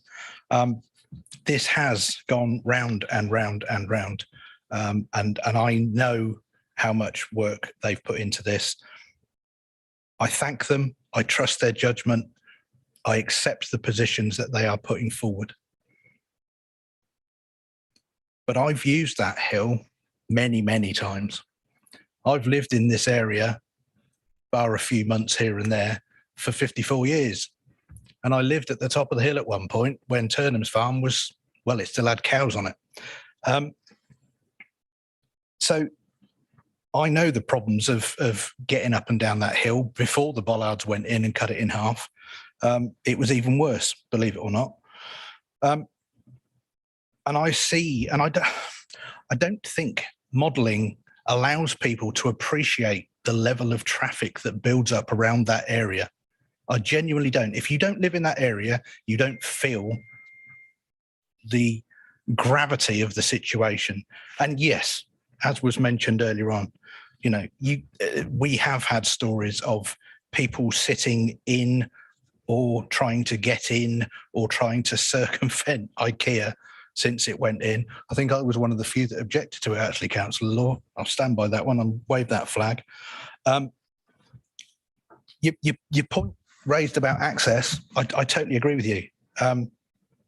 The concern is, and the concern is always, and I've seen it before, where conversations about access allow that Section 73 issue with IKEA for something to change that people don't pick up on. And that's why I think personally it's important to have the holistic conversation. It's important that all matters are brought forward, and it's important that all matters are put in front of everybody that can make a difference to it. Obstructions on the road you mentioned, and you're absolutely right. I've parked on that road many times.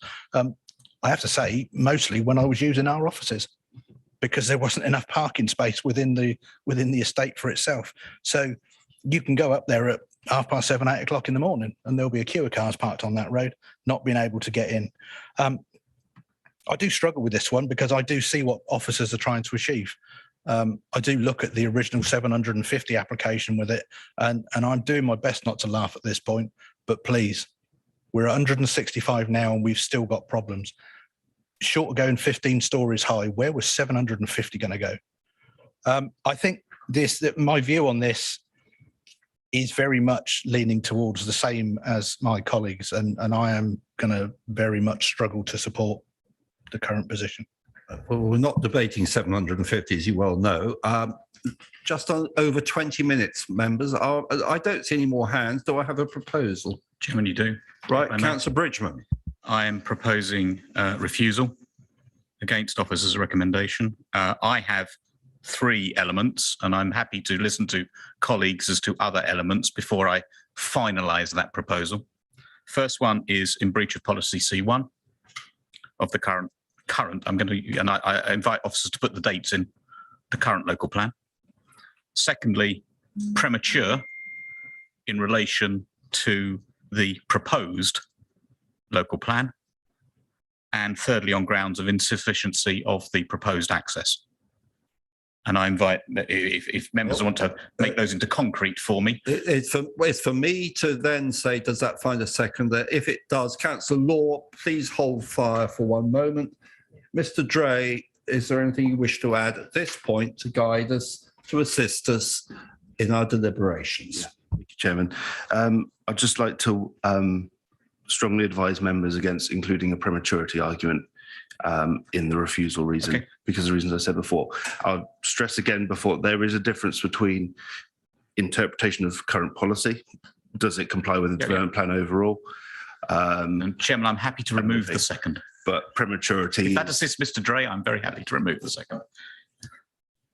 I see hands going up everywhere again now, and I know, Mr. Goddard, I owe it to you for you to come back in. Please, may I ask you to be brief? Mr. Goddard. I'm Chairman. All I was going to ask is if there's a reason refusal on access, which particular issues regarding the access? I'm just looking to sort of tease that out. Is it? Yeah. Further details would be appreciated. Thank you. Councillor Bridgman, over to you. You heard, well, Chairman. That was the bit I was looking to colleagues to assist me with, because I'm very much on the policy angle, but I had heard what was said. I understand that. Councillor Law, can you assist? Assist on which? On the access? No, you offered to second this proposal. Yeah. You did. I gained the impression you had other things to add. Can you assist on the point that Mr. Goddard just made? I actually thought the proposal was originally made was adequate. I've got a little few, because of what Brian Little said. I've got a little bit of a reservation about not having prematurity in, because if I understood Brian Little, he said there's no emerging plan until we have a Reg 19. We don't have a Reg 19.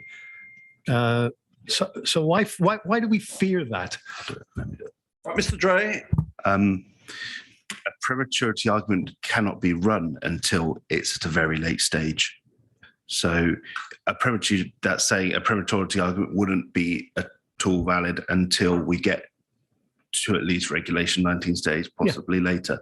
But we're not at that point yet, so we can't run a prematurity argument. I'm with you. Even if we were to run a prematurity argument, we'd have to clearly demonstrate how it would undermine the plan. I agree with you. Just it doesn't comply with the current local plan. It's outside the policy. Okay. I think we got there in the end with prematurity. Councillor Macro, do you wish to assist us? I hope so. Well, it's a question of not so much on access as on the effect on traffic, because I'm not convinced that this will not have a severe impact on traffic in the immediate neighbourhood. So I'm not quite sure how we're going to word it, but I'm suspicious, as I said, of the output from the model, and I don't think we can demonstrate it will not have a severe impact on traffic. I think I consider my main role to be the relatively smooth running of this committee, and therefore I don't normally comment, but I am, of course, a member of this committee, and I would add that I have picked up on and indeed share the concerns of those peak times not the normal traffic flows that Mr. Goddard alluded to with his modelling, and I am a believer in computer modelling. I remember the computer modelling for the A339 through here, and didn't that work well? So the computer modelling generally, I see it works, but I think at peak times it doesn't. Does that assist you, Councillor Bridgman? I don't want to keep going around in circles here, members. We have a proposal and a seconder. If I can ask people to be helpful towards that proposal, then we'll see if it stands or if it fails. So, Councillor Bridgman, can I come back to you first? To come up with thoughts on the second limb. Yes, I'm very happy with what you've just said, Chairman.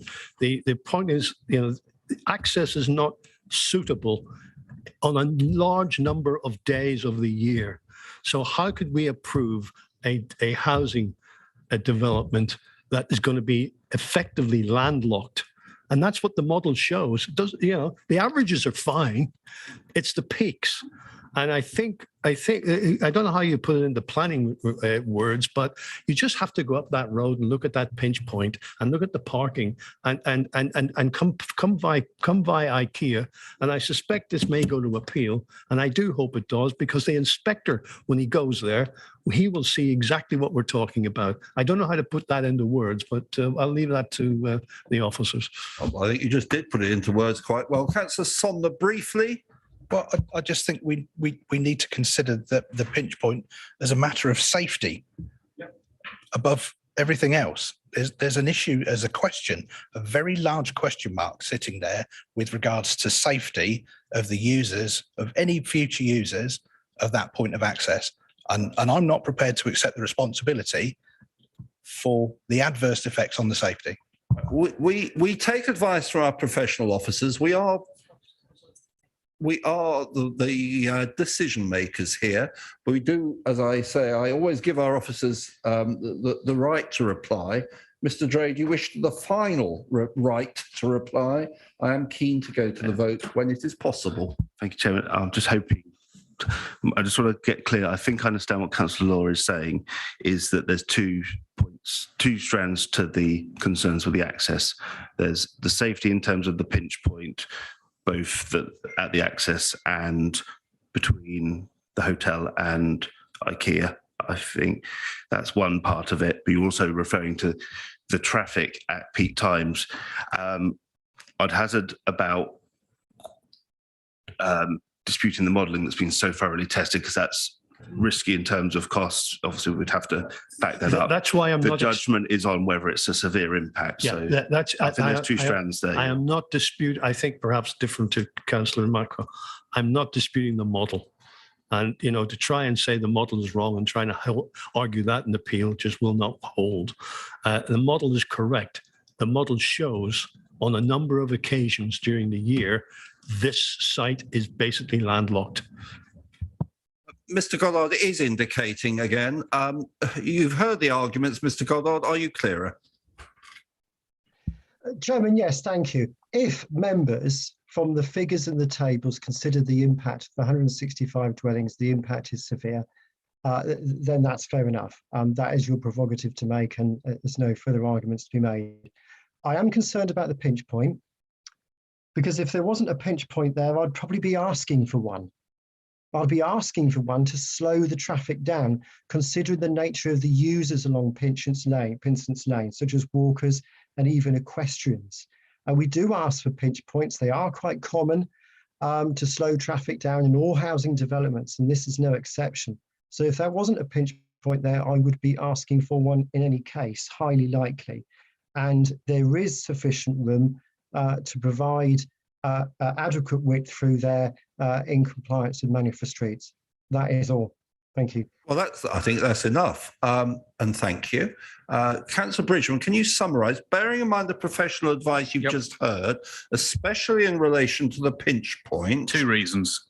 Go on. Chairman, breach of policy C1. Yes. Breach of current local plan policy. And secondly, the impact of the development on the road traffic network at peak times. Councillor Law, are you happy to support that seconding? No, I don't think that's quite correct. It's not the impact of the development on the road network. It's the road network's impact on the development. It's the traffic congestion that's already there that has been modelled that is going to impact the development if it was to go ahead. Slightly the other way around. You take the point, I do Councillor take the point, and I'm happy to take that. Right. If So we have a if Mr. Gray is happy with that. In other words, it's a severe impact, basically. Yes. Well, that is for us to determine, and that is what you are suggesting. We'll see if it finds favour with the majority of members in 1 second. I did say the final word you've had, but do you have a final word? Briefly, Mr. Dray. Can I defer to Paul on that point? Jeff? Well, sorry. You can hear the way we are going. Oh, sorry. Look, 2 members at least are going on this. So I think we've been clear. We have sought our professional advice. What other professional advice do you have, Mr. Dray? First, I will go back to Mr. Goddard, but please as briefly as possible. My understanding is then that the proposal is objecting because of the highway impact on the existing road network, impacting on the future occupants of the development. And that means you're saying you're not objecting on the impact that the development will cause on the highway network from the additional traffic. No. Correct. That's correct. Thank you. That just and your policy. Oh, of course. So that's you understand. That's my prime. Right, Mr. Goddard, do you really need to come back on that, or are you? No, you are shaking your head. Right, members, are we clear on what we are about to vote on? It's a refusal on the grounds that we have reiterated and gone round and clarified a few times. Those in favour of refusing this application on those grounds, please raise your hand so we can see in the right, and I'm going to vote as well. Is that unanimous? That's a unanimous decision. Members, we made it. Thank you for everybody. Thank you, officers. Thank you for all those attending on all sides. And thank you, members, for your attention. Please remain seated, members. Chairman, may I, on behalf, I think, of everyone in the room, thank you for your chairmanship of this meeting. It's been an interesting one. Well, that's very kind of you. Thank you very much.